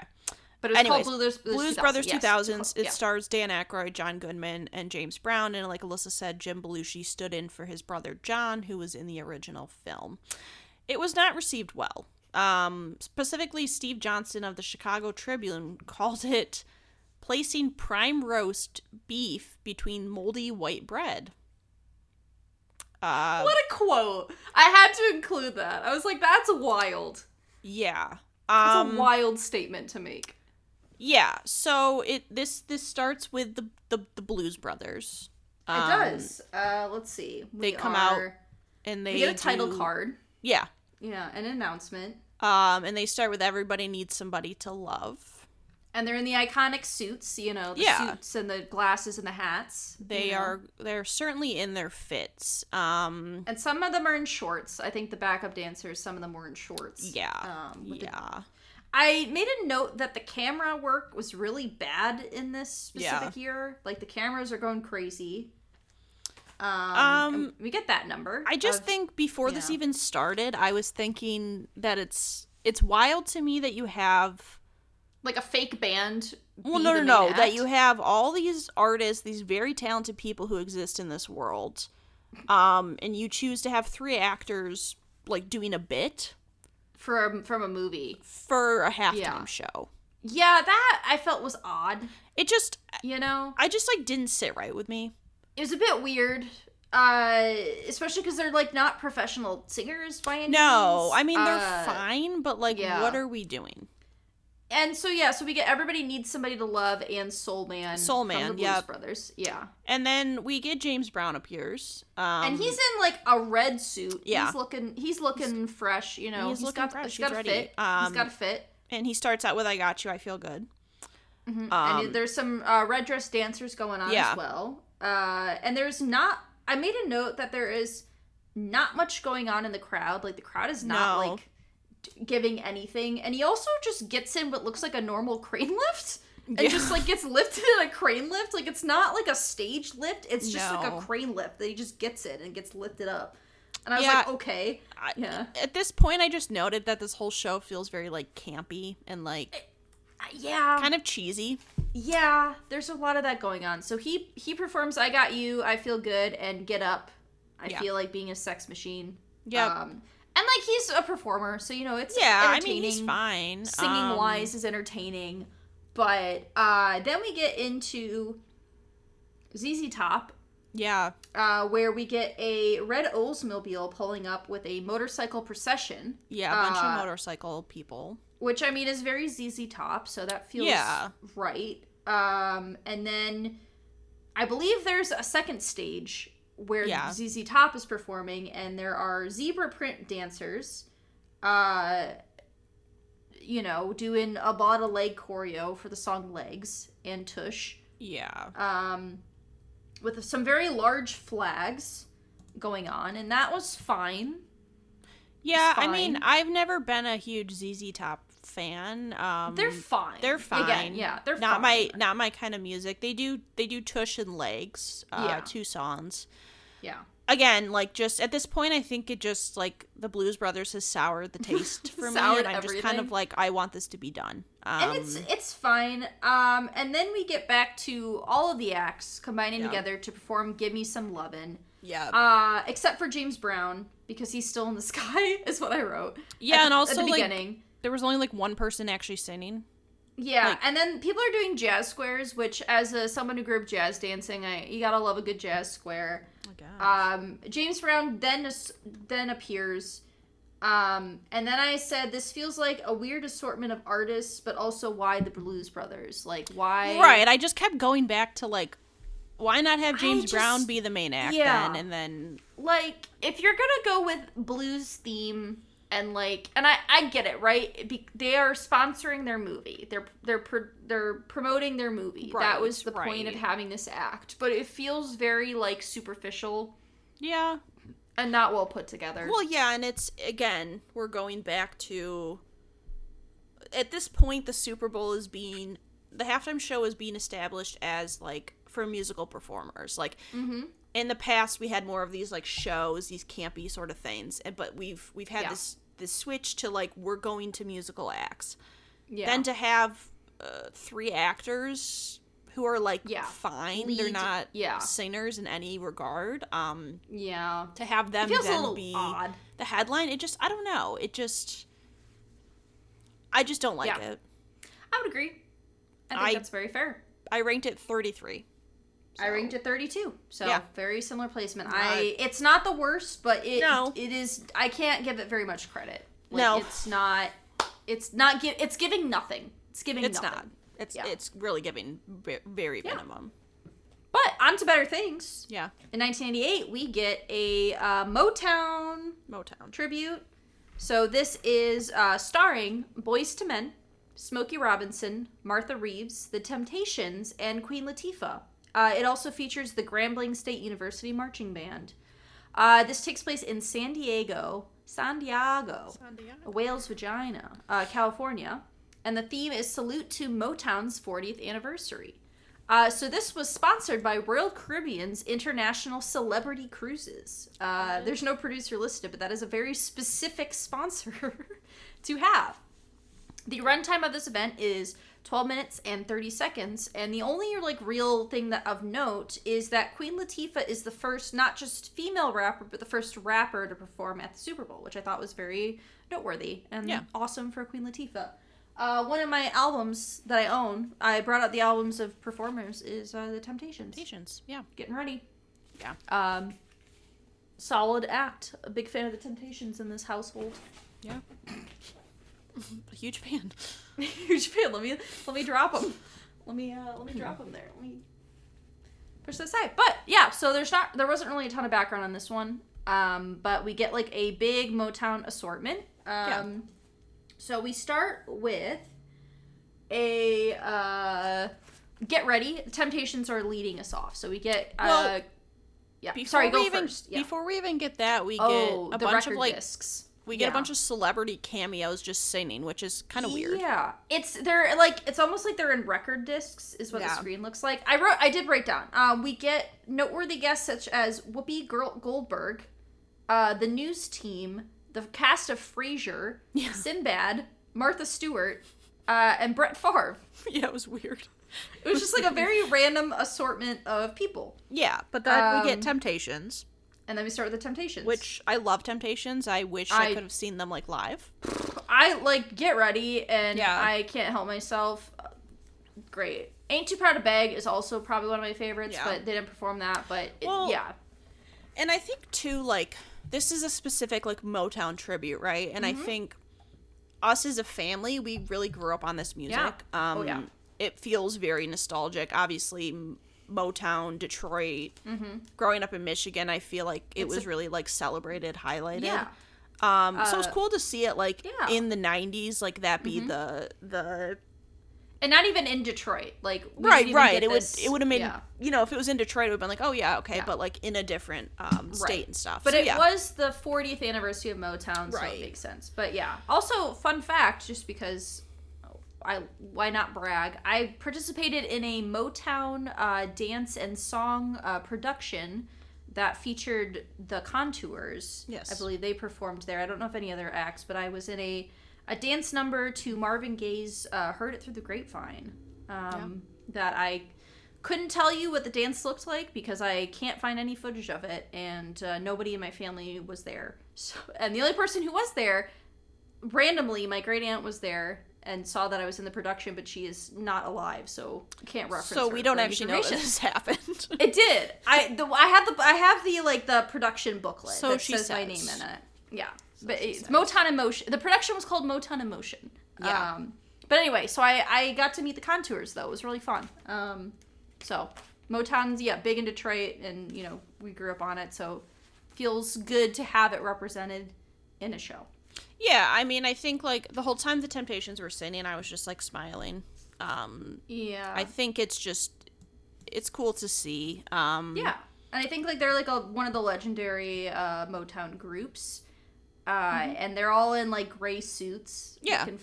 Looking fun. They look nice, yeah. We've got some dancers in black. And we have, like, a very, like, center stage area, like a main center stage.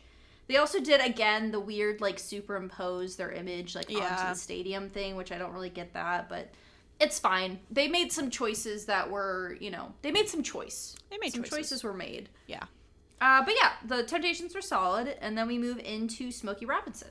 Yeah, and he sings Tracks in My Tears. And He's I wearing also... a blue suit. Yeah, and I did not know that he wrote My Girl.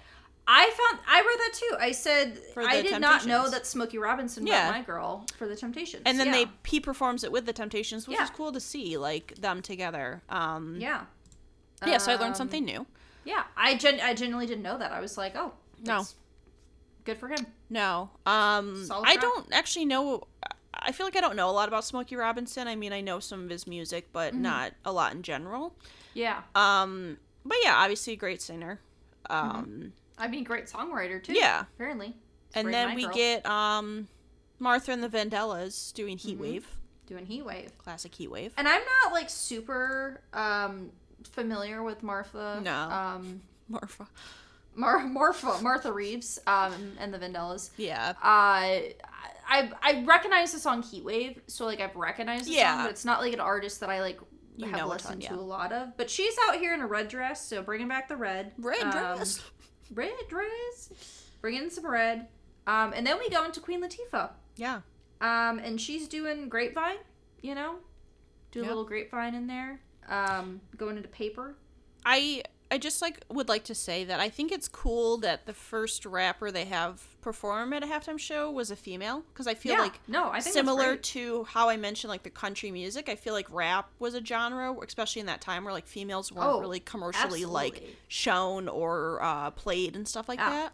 Like, I think in the 90s, probably the only noteworthy female rappers that I know of is probably Lauryn Hill, Queen Latifah, and I don't know when Lil' Kim started, or, like, Missy Elliott, like, they're kind of more, like, borderline. 2000s, but yeah. Yeah, a little more 2000s, but there were not a lot of so I thought that was I guess, cool. like, Salt and Pepper. Right. Yeah. I thought it was cool, and I thought it was cool to see, like, a mix of artists from different generations, like, all kind of coming together. Like, the evolution of Motown over time. I think that, Right. And then I liked that there were, during the Queen Latifah performance, there were more dancers within, like, records and, like, mirrors and stuff, so they kind of incorporated some more elements of that. And then we go into Boyz II Men. Yeah, we get Boyz II Men doing Motown Philly. And I have to... So this is another song I can't take seriously anymore because it features in the quarantine episode of It's Always Sunny in Philadelphia. Yeah. And that's one of my favorite episodes, actually, of the show. I love that episode. I think it's hilarious, but I can't take it seriously because I could just hear Dee going, na na na na na. Right. In my head. So that, again, it's unfortunately a song I can't take seriously. Yeah. They performed it well. Yeah, it was good. They're obviously, like, a very clean, put together like group. Like, you can tell they like gel well as a group. Absolutely. They do that, and then they do a song for Mama. And they bring everyone back. Dancing in the Street, because why not? Dance in the Street, which I love that one. That was when I danced, we would usually have a song like when they bring everybody back on. Yeah, that was your guys' like final. That was a song they usually would use a song for a couple of years, and Dance in the Street was one of the songs for a long time that you would come back on to do like your like bows and stuff. So that one I'm very familiar with. But I liked, I wrote a note. I said this made me think of my dance recitals. And then I thought it was nice that they ended on fireworks and with Berry Gordy, because he's, like, considered, like, the father of Motown. Right. And, like, was, you know, kind of, like, started the whole thing. Yeah. So I thought it was solid. I thought it was a fun show. I did too. I enjoyed it. I don't know if... I said in my notes that I felt this was on par with a country show. Okay. So if that gives you an indication where I put this show, I thought it was fun. I thought it was a good historical, like, covering of different genres. You know, it still has that, like, grittiness of, like, it's not, the production value is not here, but I felt like the quality was yeah, here, it was definitely very quality. Yeah. Where did you end up ranking it? I put it at 15. Interesting. Okay. 15. Yeah. I put this one at 20. Okay. I feel like that's closer than our yeah, it just kind of was one of those ones where I think it was good, but I kind of kept forgetting about it. Yeah. I felt like mid-pack made sense. Yeah. I think pretty average. Yeah. Pretty average. Okay. All right. Last show of the 90s. 1999, we get a repeat performer. We get Gloria Estefan. She's back. She is back. We also get Stevie Wonder. And then we get Big Bad Voodoo Daddy and Savion Glover. This one is Miami Gardens, Florida. And has a theme that's celebration of soul, salsa, and swing. This one gets a new sponsorship. We get Progressive Auto Insurance. And it was produced by the Radio City Productions. A runtime of 12 minutes and 18 seconds. So, this one features 1,000 performers. And it was happening at the end of the commercial success of the swing revival. So Big Bad Voodoo Daddy, Music of the Mask, marking the end of 90s music culture. Yeah, mainly I meant by that, like, the music of the movie The Mask. Right. Like, it's very, like, swing oriented. Yeah. Yeah, and then Alyssa writes, Gloria Estefan, first returning halftime show performer, question mark. I think so. She thinks so. I think, yeah. She is a native of Miami as well, which is where this took place. So, some notable halftime counter-programming, like Alyssa mentioned before, that occurred during this one. The USA Network aired WWF Halftime Heat, which was a match between The Rock, Dwayne The Rock, for those who don't know, and Mankind. Yep. FoxSports.com ran an internet online-only halftime show hosted by Fox Sports Net anchorman Keith Olbermann, which was sponsored by Victoria's Secret and available in Windows Media Player. What a time capsule. What a time capsule. I just had to include that because I thought that was very, very time specific. Like, everything about that statement was very available in Windows Media Player. It read as very, very 90s. Yeah. Yeah, so this one starts off with Big Bad Voodoo Daddy. Now, actually, so there was a weird thing of E.T. Like, there was a weird E.T. Oh, yeah, E.T. was right just before. Yeah, like, it was like E.T. started the halftime show. Yeah. Weirdly. And some weird framed photos. Yeah. Also, like, some weird intro. And then I noted... So, Hannah, I only know of Big Bad Voodoo Daddy because they did a cover of Mr. Heatmeister on the bed... or the Bath and Body Works soundtrack. And that is the only thing I know them from. So I was very surprised when I was like, they were in a halftime show? I was like, okay, sure. Yeah. You know, but they had a lot of swing dancers in a tent with lights, you know, going on. Yeah. And so they do Go Daddy-O. Go Daddy-O. I noted that the lighting of this segment was not great and the framing was a bit odd. Yeah, again, we're still dealing with some of that 90s production. Some the non-clean that you see later on. And then Stevie Wonder rolls up in a car. Yep. I also love that he was in the driver's seat. Yeah, considering he's blind. He's blind. So he was clearly not driving the car, like, no. But I thought that was kind of funny that he was And kicks it off with Sir Duke. Great classic song. I love it. You know. I just Stevie again, another icon. I also wanted to say, I feel like Stevie Wonder, like, I mean, clearly he's a very talented performer, but Yeah. I just imagine climbing stairs and singing alone, I feel like would be a difficult thing to do. Right. But he was also climbing stairs while blind and singing Yeah. at the same time, and like didn't even falter No, at he all. sounded and I great, was yeah.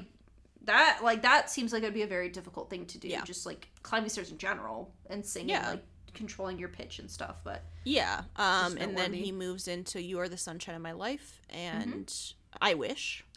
And he also brought out a professional tap dancer who that is who Savion Glover is. Yes. Is a professional tap dancer. So Stevie Wonder does some tap dancing. Yeah. with him. Stevie Wonder doesn't do tap dancing. He does a little bit. Well, I guess. He does. He does like a little bit of like a small amount of tap Like a little dancing. tap. Yeah, a little tap. He does a little tap. Yeah. Okay, we'll count. Yeah.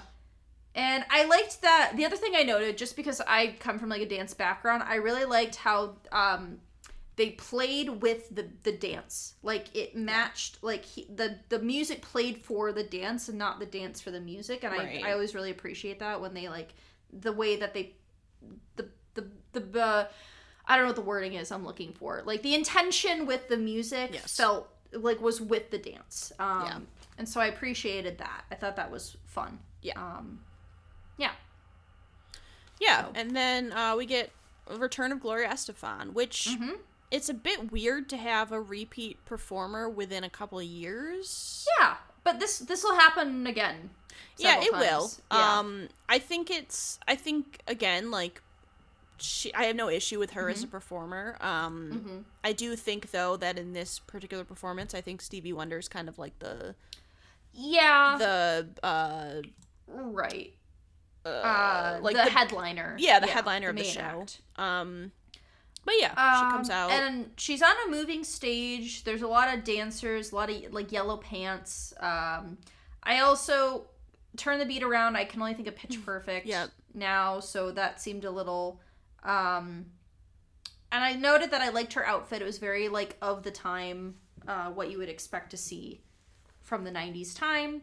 Yep. And then they come together to sing You'll Be Mine, Another Star, My Sherry Amore. Yep. Which was very of the time to bring, like, if they had multiple artists, to bring them all together for the last song, or like two artists together. I feel like that was very on trend at the time. It also was the first time I noted that there were wireless microphones. It's possible that they appeared before that, but I specifically noted that there were no cords on those microphones in 1989. Interesting. But yeah, I mean, it's fine. I don't think it's like an amazing performance, but it's not bad. It's like a very average show. Yeah. I mean, Stevie Wonder's iconic, clearly. Yeah. Like, he's a, you Definitely. know, it's a bit of a weird, like, theming, It is. of, like, things together, but I don't think it was, like, a horribly done production. It's just, it's fine. I don't think so either. I put this one at 23. I put this one at 24. So I just, very close again, together. just Yeah. average. Just average. Yeah. Yeah. Yeah. Okay, so now we have reached the millennium. Truly the time of world togetherness for 1 year. For 1 year. I have I think I might have wrote something down, but if we don't, I'll talk about it when we get to 2001. But basically, 2000, we have a show that's headlined by Phil Collins, Christina Aguilera, Enrique Iglesias, and Toni Braxton. It also features the Georgia State University Choir and Edward James Olmos as the narrator of the show. He kind of narrates a portion of the show. The show was in Atlanta, Georgia, and the theme was Tapestry of Nations, produced by Disney. So this is another Disney-specific show. E-Trade is the sponsor. And if you don't remember, E-Trade were the baby commercials where the small baby talked like a adult man.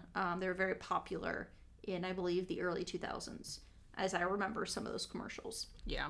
The runtime of this show was 11 minutes and 6 seconds, and it was used as a promotion of Disney's Millennium Celebration at Epcot in Disney World.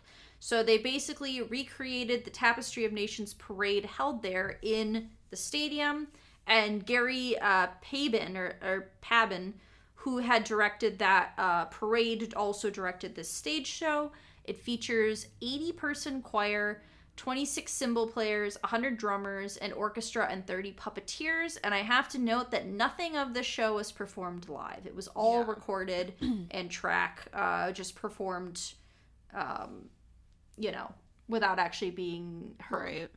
So that is noteworthy, I think, to just note that. Yeah, I would agree. And I will say there is a commonly acts performing. They usually record backing tracks and musical instrument tracks, right. And generally those are performed not live.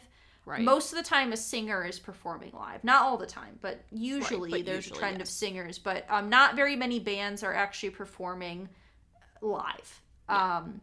Some do, but not many. I guess that's generally a trend, and they don't perform live just because audio is hard to do. Right.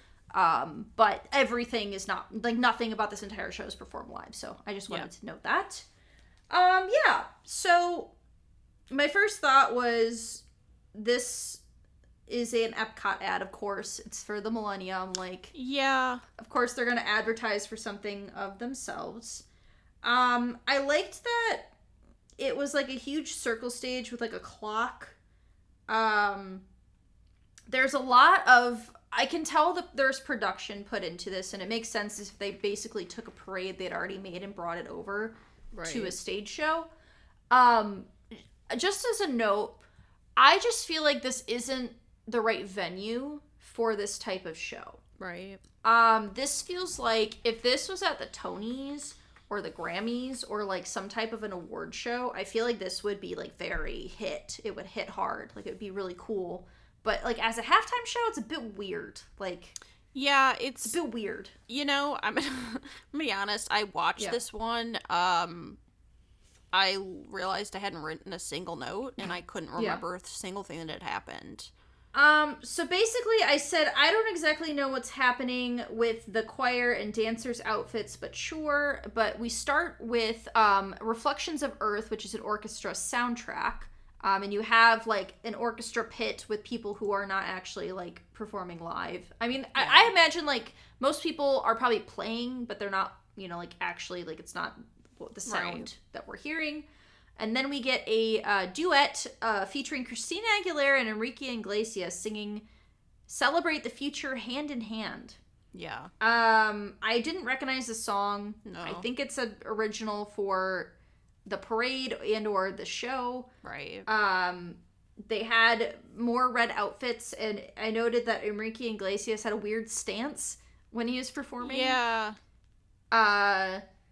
Then we went to Gateway of Our Time, and I thought the puppeteering was cool. It reminded me of The Lion King on Broadway, the type of puppeteering they had. Because then we went into Tapestry of Nations, which was an orchestra production. So I said it's at least cohesive. And then Phil Collins shows up. And he sings Two Worlds from Tarzan, which I believe Tarzan came out in 1999, I think is when Tarzan came out. And then I noted the Phil Collins didn't need to go this hard meme where he didn't need to go that hard on the Tarzan soundtrack, and I noted that he was wearing cargo pants. Classic. For his performance. And then we go into Toni Braxton performing We Go On, where there's a white dove, and I basically noted that I felt like this should have been an award show and not the Super Bowl because it was a cohesive show, but it did not fit for this venue.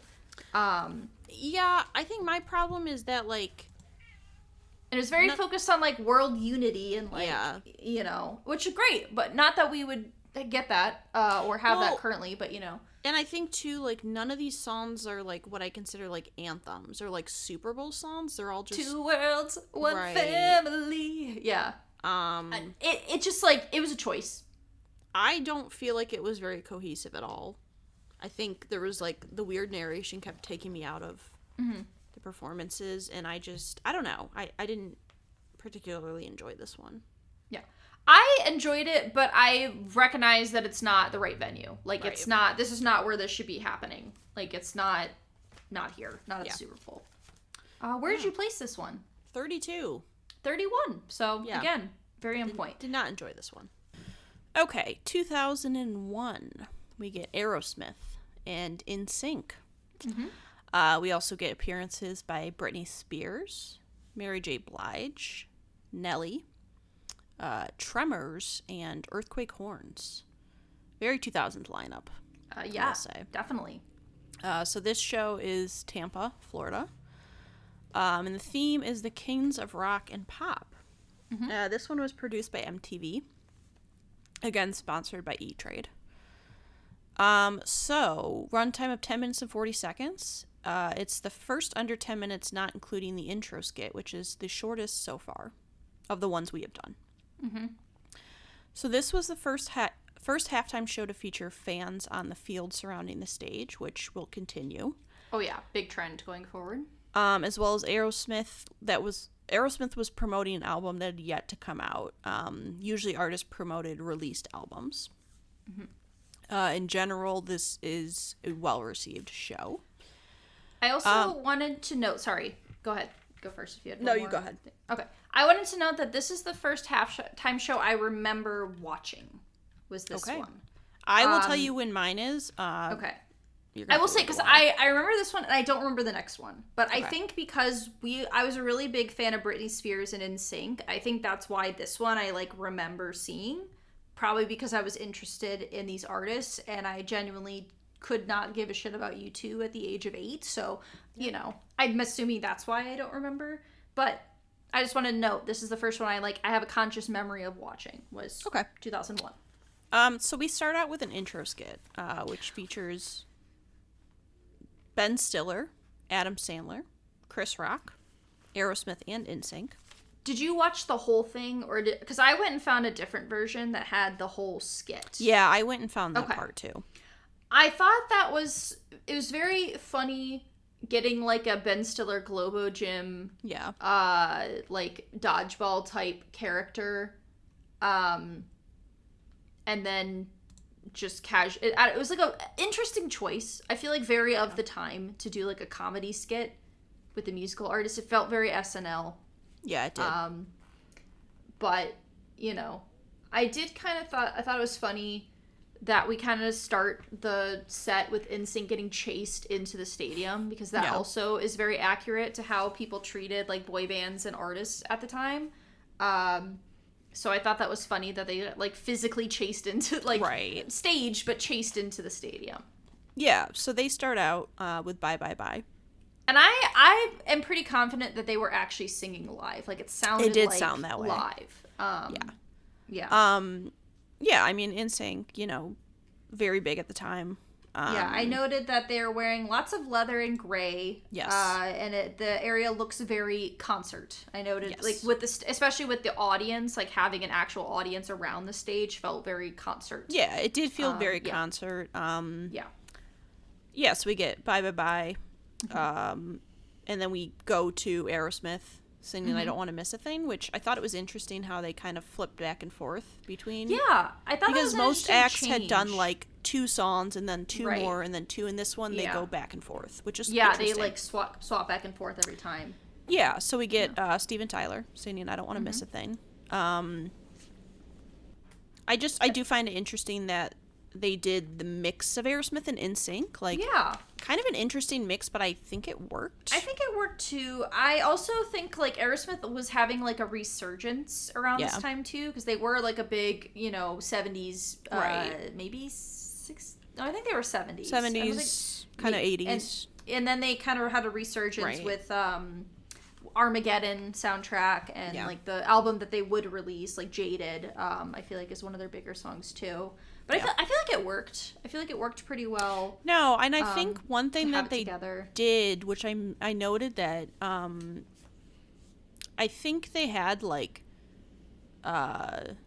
at one point they have Steven Tyler kind of do the end of It's Gonna Be Me and then goes into their next song. Yeah, the transitions were real nice. I think that some of my issues with the past ones is they felt really disjointed when they had multiple artists, and this one felt really put together. It was very cohesive. Right. They flowed the songs together really nicely. Yeah. So they kind of do this back and forth. They do I Don't Want to Miss a Thing, and then NSYNC comes out with It's Gonna Be Me. Did you see And JT with the firework hands? They all had firework hands. All of them. They all had sparkler hands. I laughed at that. I'm like, that's hilarious that they all have. And then I also noted, like, what you said. I noticed they had a really good transition from It's Gonna Be Me into Jaded. Like, again, like, they really made that work really cohesively.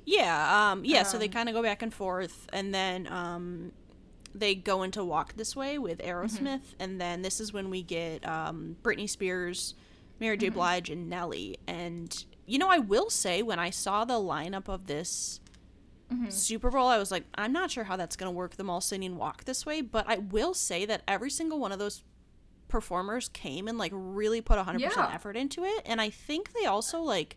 It just felt like everyone wanted to be there. I said, it seems like everybody's having fun. Yeah. Like, it seemed like everybody was having fun, like, high energy. I thought it worked. Like, I think turning the Super Bowl, because this happens, not every Super Bowl halftime show, but a lot of them bring in an audience, like, around a stage. Right. And I felt like that choice was a really important one that changed a lot of, like, how they staged a halftime show. And, like... allowed there to be like less need for like a stage production and a big show and dancers because you could kind of focus more on the music itself. Right. And I thought it really worked, surprisingly. I think the final song, like the group performance, they've done that before. This one felt like different than the other ones. It felt because like the one with the Blues Brothers, like one person was singing. Yeah. I felt like this one, like everyone had their moment. Everyone was really into it. They just looked like they were having fun with each other. Yeah. I thought it worked as a collaborative. Not necessarily, I wouldn't look at NSYNC and Aerosmith and be like, yeah, that makes sense, but it weirdly worked.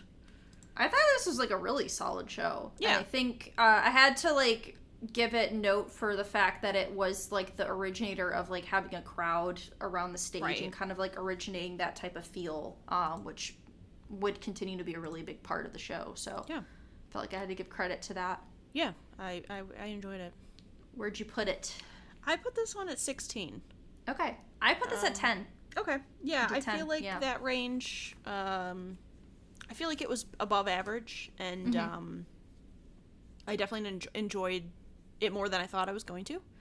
Yeah. This one, I think, surprised me a bit more than some of the other ones, just with how much I enjoyed it. Yeah, like, I vaguely remembered this one, but I didn't, like, remember all of it, but I was pleasantly surprised at how, like, cohesive it felt, and how, like, it flowed together pretty well. Yeah. Yeah. All right. Now we go into 2002, which... I'll get into it, but this is happening... Hold on. I locked Carl in the bathroom. Oh, no, Carl! Carl! Can you hear him cry? I can't hear him from here, but he must be crying. I was like, why does that meowing sound so distant? Aw, poor baby. I'm trying to get him to eat the... I don't want to waste all the food that I used to buy them, but Cash can't eat it, so I was trying to get Carl to eat it, so I split them up, and I forgot Carl was in there. Oh. He wasn't in there that long. I put him in there when we... Yeah, he's fine. He's fine. I just heard him. All right. So, moving on to 2002. I'll preface this by saying that this is the first, like, one of the first big events following 9/11, the September 11th terrorist attack on New York City and Washington D.C., among other things. If you are an American, I'm sure you know about it and heard about it, but I think it's pretty much everyone has heard about it. I was going to say, most people in the world have probably heard about this. Yeah. It's one of the most noteworthy, like, U.S.-based terrorist attacks. It was very, like... changed a lot of things. One of the things, and I don't think I noted it like specifically down, but I was kind of reading stuff about it, that people felt like this was a very noticeable shift from like world like togetherness and a shift more towards like nationalism, like basically more specifically US based cohesiveness, like people like US nationalism and like focus on country over like world. Which I think is interesting, going from, like, the Millennium 2000 was very much focused on, like, world and, like, togetherness and stuff, and then we immediately kind of had a shift not shortly after that. But the U.S. artist, which is not the U.S. artist, but the artist chosen to represent the United States after a tragic incident was U2, the Irish band from the UK. So the show took place in New Orleans, Louisiana, and the theme, and the fact that this is the theme is, questionable, but tribute to those killed in the September 11th attacks. That was the theme of the show. It was produced by Clear Channel Entertainment and sponsored by E-Trade, and it has a runtime of about 12 minutes. So I do have some background about it because there was a lot going into this specific show, but this took place 5 months after the attack on September 11th, so it paid tribute to the victims. It was very America-centric. So, noteworthy, Janet Jackson was actually booked to perform the Super Bowl halftime show in 2002. She would later go on to perform in 2004, but at the time they decided they needed a different tone for the halftime show because of the state of the country. And I also noted that I'm reading mixed things if she herself chose to drop out or if the NFL itself decided they needed to change tone and told her that they would not be using her. I'm not entirely sure. But they chose U2, a non-American band, as they had done a tribute at Madison Square Garden earlier. I don't know if it was in 2002 or late 2001, with the victim's name projected across the ceiling of the stadium. And several executives from the NFL had attended that performance and were moved and therefore decided to book them for the Super Bowl. Many bands had also canceled their tours in North America because of the attacks, but U2 was one of the few bigger bands that had continued with their planned tour. Because of that, their album was very popular with American audience at the time. Their Elevation tour was the top earning tour in North America for the entirety of 2001, and it was the second highest in history. So it made the second highest at the time, second highest selling tour in history of the US, which is pretty crazy when you think about it. So U2 used the same heart stage and setup they had used on their Elevation tour. Bono had also pitched a more extravagant show with more world music incorporation, but clearly they wanted it to be very American-centric, so that was shot down. Sorry, Bono. It was watched by 8.29 million viewers and had mostly positive reviews. Notable counter-programming that occurred at the same time as the half show was an episode of Fear Factor featuring the Playboy Playmates on Fox. That's again, very early 2000s. By far the longest Wikipedia article about the Super Bowl halftime shows, 4 times longer in depth than any other. That's the 9/11 difference. That was just a note from me. Yeah. I didn't know, I wrote this not knowing what would come 2 years later, so it's not the longest Wikipedia article. Right. That will be 2004, and we'll get to that. But the most interesting thing, I think, is that U2, the set list is 3 songs. They only performed 3 songs. Yeah. And they had a 30-second montage of photos of the band before they actually started singing. Also featured a crowd. We also then featured Bono walking through a crowd of screaming women to get to the stage. Yeah. So kind of similar to the NSYNC getting chased. It's also bigger, a pretty dark stage. There's really no dancing. It's just kind of the band on this heart stage and the crowd. I noted that the audience is really loud. I also don't remember this halftime show at all. So we start with Beautiful Day, which is a pretty well-known U2 song. Yeah. I would say. Yeah. U2 is a weird band because I feel like, I don't know, we never listened to them growing up. Mm-hmm. I don't remember listening to U2 ever. I was aware of them at a certain point, and then they deposited their album onto my iPod without the option of removing it, and I still think that was one of the worst decisions a band's ever made, because everyone hated the fact that you had an undeletable album for free on your device, and that was certainly a controversy when it happened, but, Yeah. I mean, I do find it interesting, first Super Bowl show post 9/11, especially talking about how patriotic I think America became. It is, it's interesting to not have an American act. Yeah. But I kind of thought about it and I was like, it made sense. I think it makes sense in a way of, like, symbolic. Like, I felt like the rest of the world sort of saw 9/11 from a distance, and in a way, like, there was a lot of support from other countries towards the U.S. And I thought, like, maybe this was a way to kind of showcase that. And U2 definitely has, like, that anthem vibe down. Like, they do. Like, the big, like, not like a ballad, but a big, like, stadium sound. Big songs. It definitely, this one's hard because I don't know.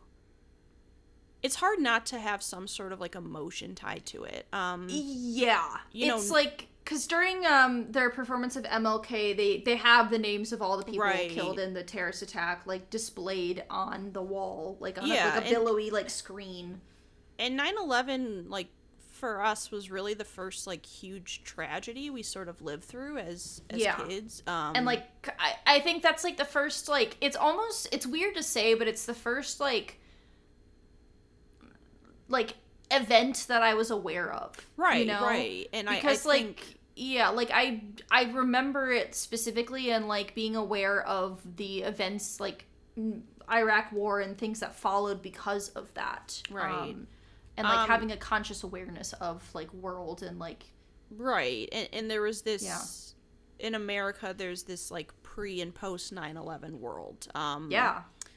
For sure. Where a lot of things were impacted by that and a lot of things changed. And so I think, seeing the list of names and seeing, like, how long that list was, and it sort of just further shows the impact and just, like, how many people's lives were taken or, like, impacted by that. And I think it makes sense that they didn't want to do, like, a big flashy show. Right. And like, so, you know, I think in this case, this is a halftime show where it's more than just, like, the music. I feel like this was sort of, like, just sort of a moment to...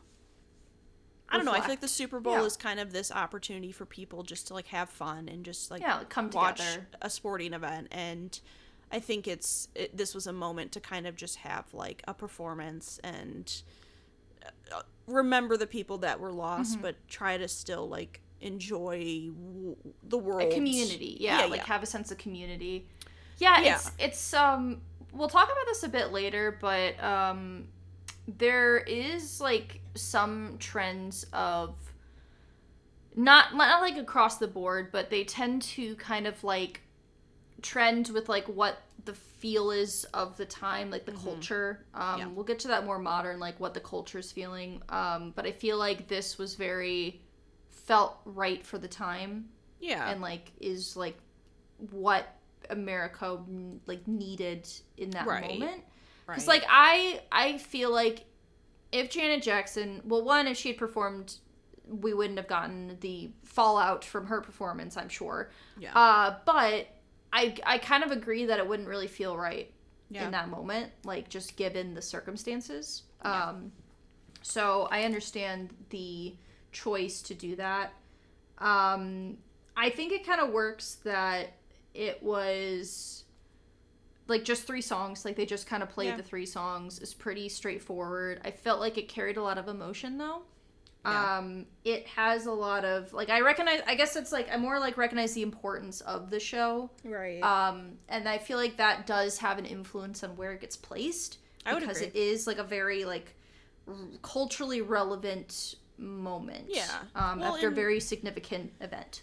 And when we're ranking these, there's obviously we're both working off our own ranking system, but there is this, like, part of the thing I ranked on is just the overall sense of the show and, like, the emotion and the feeling you get from it too. Yeah, I mean, I ranked this one at 15. Okay, I put it as number 9. Okay. Yeah, I was like, I had a hard time figuring out where to place it because it's like, it's not, like, a personal favorite of mine. Yeah. Like, but I understand, like, the importance of that show. Moment. Yeah. And, like, of the time. So I felt like I had to, like, give it, give it a place for that. Yeah. Okay. Right. All right. So we move on to 2003. We get Shania Twain and No Doubt and appearance by Sting. Yeah. This one was in San Diego, California, and there is no theme of this one. Mm-hmm. So, produced by Jimmy Levine and Joel Gallen, and a new sponsor, AT&T. Runtime of 11 minutes, 44 seconds. So, producers promised in this one there would be no lip syncing.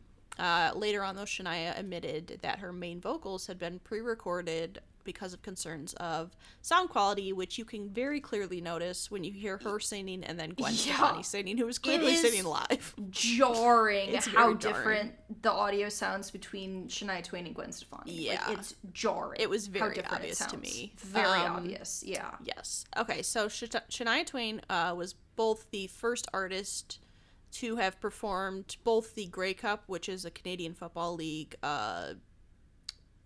championship, I guess, and the Super Bowl halftime shows within a few months of each other. Mm-hmm.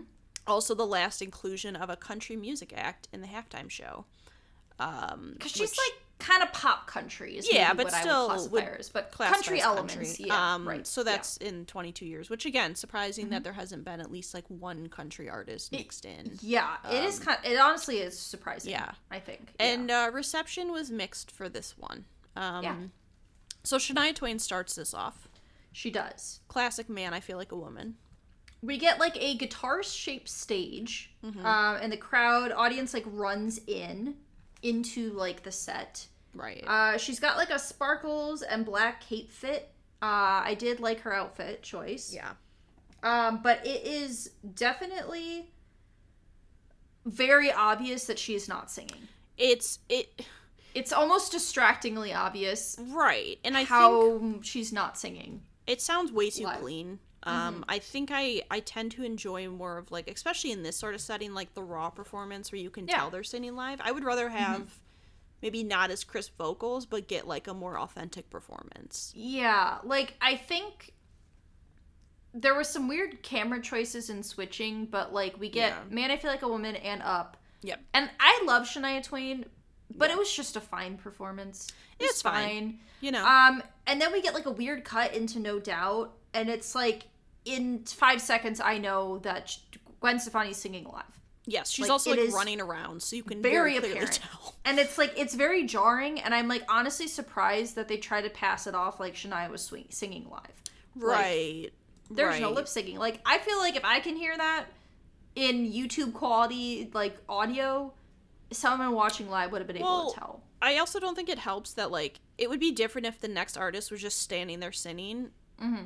Like Gwen Stefani's like running around the stage. Oh yeah, she's like you can running clearly around. tell that she's singing live, which is not a bad she's thing. also like in a red, white, and black outfit with a chain on, like very of the time, No Doubt outfit. Yes. I also noted that it was also weird because Gwen Stefani's mic volume was way quieter than the audience, so it was also really hard to hear her at times. And there were some stage dancing, like some punk cheerleaders. And then Sting shows up. So No Doubt is just a girl. And then they also do a cover of Message in a Bottle with Sting. He just kind of shows up. Yeah. And they perform. It's definitely a weird mix of artists. Yeah. It's fine. It's fine. Just like it's weird. Jarring with like how different the two artists are that they chose. The fact that they didn't perform together. Like they just performed separately. Right. And then you have like Sting come out. And like one's very clearly live and the other's very clearly not. So it's just like very not. It definitely cohesive. Does not feel like collaborative at all. No. It feels like we're just watching like two very different performances. Yeah. Yeah, it's just it's fine. It's fine. It's fine. I ranked it. Do you have more thoughts? No, you can go ahead and tell me where you put that one. I ranked it as 28. Okay, I did 29.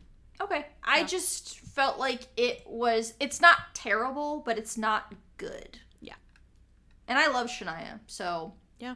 It felt bad. Felt bad to do that, but yeah, but at the same time, it's like it's nothing against her. I think it just is kind of weird. It just felt like a weird halftime show. Yeah. Yeah, I would agree. Okay. Now 2004. So this show is headlined by the main headliner was Janet Jackson, but it features a variety of artists, including P. Diddy, which I just wrote you in parentheses. Correct. Nelly has returned again. Yeah. Kid Rock is featured. Michigan local Kid Rock. Michigan's own Kid Rock. Michigan's own Kid Rock. And Justin Timberlake also appears again. He's back. Yes. Justin Timberlake, though, not NSYNC. It also features an intro by Jessica Simpson. Yeah. The Spirit of Houston Marching Band and Ocean of Soul Marching Bands. The show takes place in Houston, Texas. The theme is Choose or Lose. It was focused on voting as the presidential election voting was going to happen at the end of 2004. Yeah. It was produced by MTV and sponsored by, very of the time, AOL Top Speed. AOL. It has a runtime of 11 minutes and 34 seconds. So I'm just going to say this now that there's a lot of background because of the controversy, also known as Nipplegate. And there's a lot to discuss. So before we get to that part, though, the Choose or Lose was a campaign focused on registering people, specifically younger people, to vote pro-democracy, not the Democratic Party, just democracy. Yes. I have to I feel sad that I have to specify that, yes. but that's specifically focused on the 2004 presidential elections. I made a note that there is a entirely separate Wikipedia article for controversy of 2004 Super Bowl halftime show. I just wanted to note that. It had its own Wikipedia article page. But just to say again that Janet Jackson was supposed to headline in 2002, but was, changed to 2004. And Janet Jackson and Justin Timberlake had a pre-existing friendship before this performance. NSYNC had opened for a previous tour of Janet Jackson's, and she had sang backup vocals on some of his early solo work. He was a surprise guest for this set. He was not known to be performing until he showed up and caused a controversy.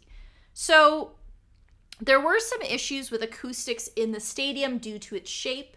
And sound engineers were not allowed to place temporary speakers to help with the sound due to it causing fans' views of video screens to be blocked. Not just views of the stadium, just specifically their views of the audio streams blocked, so they weren't allowed to put extra speakers to help with the acoustics. So I know the audio engineers, I was reading a lot of things that the audio engineers were really not happy with this specific show. It also was led by a video montage of celebrities encouraging people to vote, featuring such celebrities as Tony Hawk, Jennifer Lopez, Beyonce, Muhammad Ali, Tom Cruise, and others.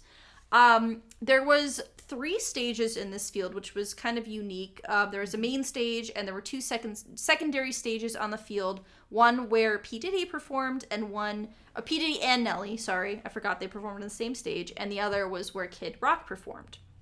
The show was viewed by 150 million people, which was a large jump from the year previous. Okay, so we'll start with the smaller controversies before we get into the large one.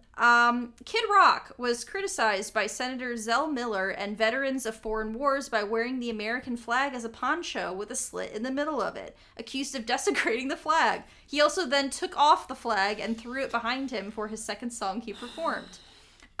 The singer Nelly was also criticized by having backup dancers removing pieces of their shirts and skirts to reveal shorts and a smaller shirt underneath. It was not even bad. It was like Sophie shorts. People complained about it though, so I had to include it. Yeah, this was listed as people made like, FCC complaints. The fact that people complained about it is what gets me. Okay, and now we're going to talk about Nipplegate, as it's so fondly known as. So, during the end of the performance of Rock Your Body, which was being performed by Justin Timberlake and Janet Jackson, Justin accidentally exposed the right breast and nipple, which was covered by a sun-shaped nipple shield. I want to specify it's basically like a pasty. Over her full nipple was not on display. It had a shield on it, as we generally refer to it, so I just wanted to specify there's no nipple showing. But you did see a breast with a nipple shield exposed. I clocked it as being visible for a total of 1 second in the broadcast. Factually, it is 9/16 of a second that it is on air. I also wanted to note that I remember watching this live, and I don't remember it being a clutch my pearls moment. Like, I remember hearing about it being an issue later, and not actually, like, I don't remember anybody being like, oh my god, her breast is exposed. Right. Like, it happened so quick that you wouldn't even have noticed. Right. A normal person would not have noticed. But guess what? 2004 was not a normal time. Almost directly after the performance, a man streaking with only a G-string attached to a half of a miniature football ran across the field and was tackled by players from both teams. And this happened on air. So, it was a shit show of a game, just in general. I couldn't believe when I was reading this. I was like, what the fuck happened? Like, what is happening in 2004? All right, the aftermath, because there was an aftermath. The NFL banned MTV from producing any future halftime shows. They were outright banned. The FCC fined CBS for an indecency violation totaling initially $27,500. Later, it was increased to $325,000, and they tried to get $550,000. That one was found void in court in 2011. These litigations went on until 2011. Are you kidding me? Also, over at a partially exposed breast, $550,000? HBO's putting full peen. Right. We get full dick. Prosthetic dick. It's out there. Nobody gives a shit. The FCC, and this is the really interesting part, received nearly 540,000 complaints from Americans. And it caused it a launching an investigation over the issue. At the time, this is a poll that was conducted. At the time, 54% of American adults found the exposure, quote, distasteful, but only 18% supported an investigation into the incident. In Canada, only 50%, in Canada, 50%. Only 50 people made a complaint about the event, compared to the 540,000 members of the United States who did. Just for perspective's sake. Many people believed it to be a planned publicity stunt due to the incident taking place after the lyric, quote, gonna have you naked by the end of this song, where then her breast was exposed. Justin apologized at the Grammys, where he was allowed to appear, stating that only the top piece was meant to be removed, so the first part of her outfit was supposed to be removed, relieving the bright red brassiere. But that part did not clearly stay on, as he ripped both parts off. Justin would eventually apologize to Janet for his lack of support in 2009, saying, quote, I wish I had supported Janet more. And again, in 2021, after he received backlash for the documentary framing Britney Spears. So he received criticism about his treatment of Britney Spears, and also I think they addressed the Janet Jackson stuff again. Some people believed that Timberlake purposely caused the incident due to trying to upstage his recent ex Britney Spears kissing Madonna at the MTV Music Awards. It is also believed that this incident was used by the Bush campaign for the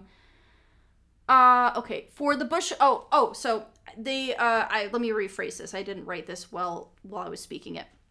It's believed that this incident was used by the Bush campaign for his presidency run, so he was running for president for a second term, as a means to promote moral values and media decency, as both George and Laura Bush commented on the incident. So basically, they used this as part of their campaign to promote moral values in the United States. Concerns about censorship and free speech due to more increased regulation and broadcasting actually led to sites such as YouTube being created. One of the co-founders, Jawed Karim, I don't know if I'm pronouncing that right, but he said that was one of the main reasons they created YouTube is because of the increased amount of censorship surrounding this incident. It also led to a much stricter regulation of sexual content and nudity in American media, impacting daytime television and future performances at sporting events. Artist J.C. Chavez, right? J.C. Chavez? J.C. Chavez? Chavez? Oh. I might have just written it wrong. JC of NSYNC. Chavez. Yeah. That's what I thought, but I was like, that's not what I wrote. JC Chavez of NSYNC was not allowed to perform Blowing Me Up with Her Love, and Beyonce was not allowed to perform Naughty Girl at the 2004 NBA All-Star Game due to their, quote, sexual nature. All daytime soap operas were also given an unwritten rule to avoid any risque adult scenes, as well as editing instances that were deemed inappropriate from previously aired episodes. I also noted, I didn't write it down, but an episode of ER, they edited out things that they now deemed to be inappropriate. I think it was like an exposed butt cheek or something. They edited it out because it was now deemed to be inappropriate. The Victoria's Secret fashion show was canceled. They canceled the entire show that year in reaction to this moral outrage that people had due to an exposed breast. Sports would also be greatly hit by more enforcement of penalties for, quote, improper language or gestures. This specifically would impact NASCAR, as races were also hit with lap penalties or ejection from the race if they used obscene gestures or swore, which honestly I think is outrageous.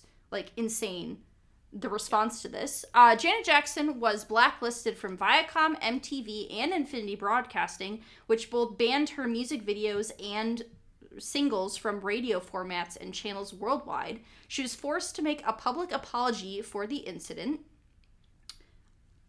for something she didn't do. Yeah. Jackson and commentators believe that this incident was being used as a means to distract from the Iraq War. Michael Musto of The Village Voice said, quote, the story got an undue amount of attention when the fact is nobody had proved how her breast harmed anyone. The fact that literally people use this to just, like, I believe it, that this controversy was used to distract from an ongoing war that we were participating in. Janet Jackson was banned from attending the Grammys, as where Justin was allowed to come and perform. She was supposed to present an award and was banned from attending. She was also dropped from a movie that she was supposed to star in about Leanne Horne's life, and a statue of Mickey Mouse wearing her Rhythm Nation outfit was also removed from the grounds of Walt Disney World. Janet Jackson was the most searched person in both 2004 and 2000 time. It was also, at the time, the record for the most searched event in over one day. It was the most watched, recorded, and replayed moment in TiVo history, leading to 35,000 new TiVo subscribers. The term wardrobe malfunction was actually created as a result of the incident and has since been added to the dictionary. I didn't actually know that this is where the term wardrobe malfunction came from. The former FCC chairman at the time of the incident, Michael Powell, later stated that the reaction at the time was overblown. He also went on to say that Jackson was treated unfairly and commented on the lack of backlash for Justin Timberlake as the person who ripped her outfit and would later be invited back to perform at a halftime show. Many media commentators also believe she was treated too harshly and supported her at the time. A documentary called Malfunction, The Dressing Down of Janet Jackson was released in 2021. And I wanted to note, as a side note, it is insane how big of a deal this was. I didn't even write down half the information that was listed. I just tried to stick to the most specific information, and this is insane. People lost their goddamn minds over a exposed partial breast for 9/16 of a second, and you can't even see a nipple. Yeah, I mean, I think that the controversy speaks to, like, America as a country and how we view women versus men's bodies. And the fact that, like, the fact that she received so much of the backlash when she didn't do anything wrong. She also wasn't the one responsible for ripping part of the shirt off. Like, it's just insane how, and again, we've talked about this kind of when we talked about, like, Lindsay Lohan and some of the, like, 2000s, like, women in media and how they were treated. And, like, I cannot believe how insane people went over this incident. Yeah. Like, and it's crazy because I remember hearing about, like, this being a whole thing as a child. Like, right. It had enough of an impact that me as, like, an 8-year-old or 9-year-old was aware of this being, a backlash, right? Yeah. Like, and I'm not watching, like, you know, I'm not out here watching the news, and there wasn't really, the internet wasn't in a place where you were, like, actively reading that stuff, you know, in social media format and stuff like that. But it's, like, it is insane to me Like, how, like, people took this and ran with it as an excuse to, like, censor everything. Like, just the impact it had on, like, television shows, the impact it had on sporting events, on, like, live events. It really truly changed, I feel like, the cultural landscape of media for a while. Like, eventually, I feel like they let off the gas a little bit, but I feel like they really went full steam ahead as, like, a reason to have, like, regulations. Yeah, and I was kind of thinking, like, if this had happened in, like, modern time, I don't think you would have seen anywhere near that big of a reaction. Because, like, there's a lot of, I mean, like you said, HBO shows, like, boobs and penises on the reg. Right. And I think as a society, there's still people who would lose their shit, let's be clear. Yeah, absolutely. But I think as a society, we've become more, like, and I don't know, there's a lot, like, with women's breasts, especially, like, breastfeeding in public, and there's been, like, there's been this more, acceptance of a breast as not a sexual thing. Right, that it doesn't have to be this, like, horrible sexual thing, like, it, you know, and so I think... I even think about, I just, like, specifically think of the show Friends, where a lot of the characters did not wear bras early on, and then at a certain point, they're all wearing bras, and it's, like, it's kind of suspiciously follows the same trajectory. Like, and sure, that's, like, trends and fashion and whatnot, but I feel like there was a weird conservative movement in the early 2000s, and I'm sure it had a lot to do with, like, American nationalism and, you know, values and I think and things. It's also this, like, weird thing of, like, she got so much backlash, but at the same time, she's the most searched person, and people were clearly trying to, like, rewatch it. Yeah. So I'm like, what? Yep.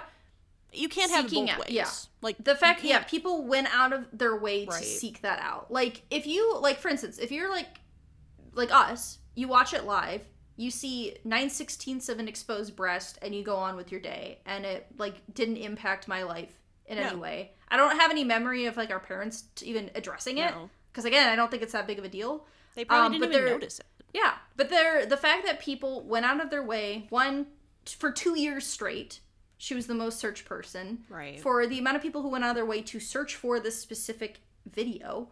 The fact that, like, I thought, like, I honestly wasn't sure when I went to watch the video if it would actually show in the YouTube or if it would video, have been, like, edited, or if they had censored it, and it was there, and I was like, again, I was like, it's like a part of a second. It really is not that. Right, and also, like, I think with how, like, side boob is, like, a thing. Like, people show cleavage. Side boob at, like, every award show, so I'm like, it's not really that big of a deal. Like, I feel like it was used as, like, she was put in a position where she was going to be made an example of. Yeah. To push an agenda. Mm-hmm. And it's really unfortunate that she had to take the blame for all of that. Right. Especially because, like, she literally didn't even do the act. Like, Justin Timberlake is the one who pulled her outfit. And sure, it was, I don't think it was intentional. I'm sure it was a wardrobe malfunction. Yeah. Like, it was an accident. But even so, it's ridiculous. Yeah.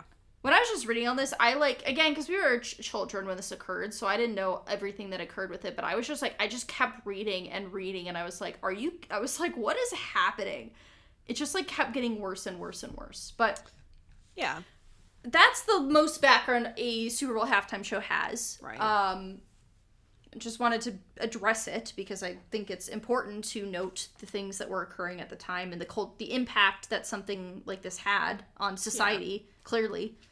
Yeah, I mean, if we're talking about the show itself, because you know, I think I would have more enjoyed this show had it been primarily Janet Jackson. I didn't even put the set list on here because I spent so much time to do it that I didn't even do the set list. So we'll just kind of go over it. Yeah. She comes out first and performs, and then they go to a stage that has P. Diddy and Nelly. Oh yeah, she performs All For You. That's right. And she's behind a curtain and, like, has, like, a white and black outfit with the red brassiere. You can kind of see it a little bit. It's a little exposed. You got backup dancers, some shirtless men. It's very, like, it's very fun. It's a fun number. Yeah. And then we go to P. Diddy. Yeah, we get P. Diddy and Nelly. We get Hot in Here. And he's in a puffy white coat and some jersey pants. And there's some weird Hey Mickey lyrics translated to Hey Diddy and Hey Nelly. Yeah. That was interesting. Yeah, and we jumped to Kid Rock. Yeah, then we jumped to Kid Rock wearing an American flag poncho and a cowboy hat. There's some cowgirls waving American flags. You know, it's like I think part of the problem that I find with this is, and Alyssa talked about this very early on in this episode, I just find it very hard to, like, if there were two people I would less see on stage, like, in a performance, it's probably P. Diddy and Kid Rock. Like, I don't want to see either one of them on a stage. I also don't really enjoy Kid Rock's music. I mean, the only song I really like is All Picture. All Summer Long and Picture. I feel like just because I heard it all summer long, just for the fact that we heard it forever. Every year. And so I think, like, leaving Janet Jackson to then, like, jump around, it just, like, again, it feels very disjointed to me. Yeah. I do say I did enjoy, like, when the people come up from the floor for Rhythm Nation. I really liked that. Rhythm Nation was really good. Yeah, because I mean, the music video for Rhythm Nation is, like, probably one of the best music videos ever, arguably. It's a really good song. Like, Janet Jackson is a very good entertainer. Yeah. I mean, good comes dancer. From the family. Yeah, comes from a family of, you know, this might be the first active Is this the first sibling, I think, to perform? To my knowledge. Probably, yeah. I guess the Judds are I mean, like, in separate shows. But like, separate shows, yeah, I think so. Might be the only thing. I think when it got back to her doing Rhythm Nation, I was like, okay, yeah, I'm back into this. Like, it felt good again. And then Justin Timberlake comes out. And honestly, I don't understand why Justin Timberlake's been in so many shows. He also, somebody made a comment on the YouTube video, and they were like, Justin looks like he's headed to Trader Joe's. He's just in, like, a regular outfit. Like, he's just in, like, normal pants and a normal shirt. Can acknowledge the fact that, like, Justin Timberlake has talent. Yes. But at the same time, like, I don't understand the hype for that man. Look, I liked NSYNC when I was a kid. I've liked some of Justin's music. Do I love his newer stuff? No, not really. And I don't exactly respect him as a person. No. Due to a lot of reasons. There are multiple reasons. Multiple reasons. He does seem to have an extremely overwhelming amount of time at the Super Bowl, considering it also will then get his own headliner show. So I think he's the most appearing artist in a Super Bowl with 3 appearances. Right, which do we really think Justin Timberlake deserves to be the most appearing Not really, artist? But, you know, that's, you know. I said, basically, and then we get the breast exposure at the very end. Yep.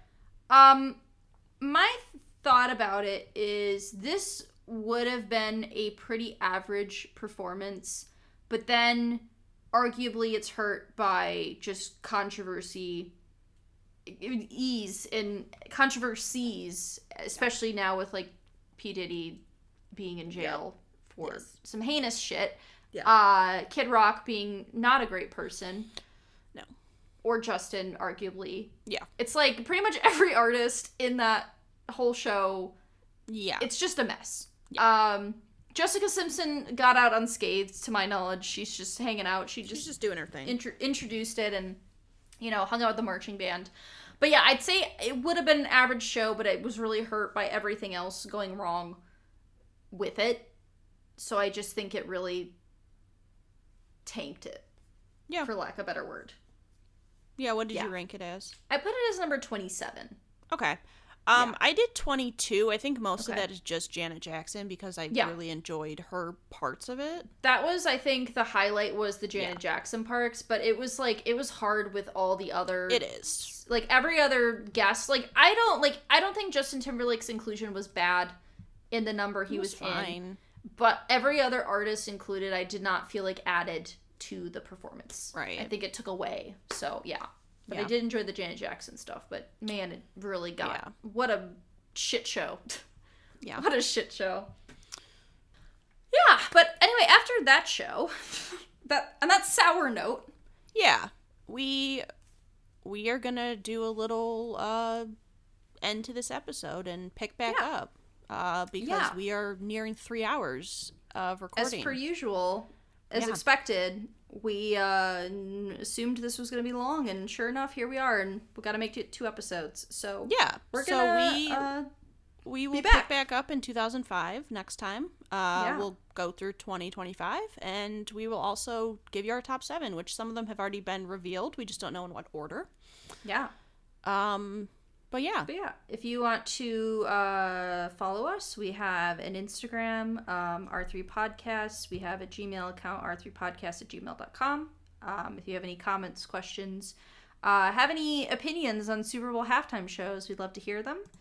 And we will be back with our next episode. Yeah. Recoup back up with the rock era. With some good old wholesome family fun. Wholesome old dad rock. Yeah. Yeah. Bye. Right. Bye. We would like to thank Joseph McDade for our intro music. He provides free music available for all kinds of creative use.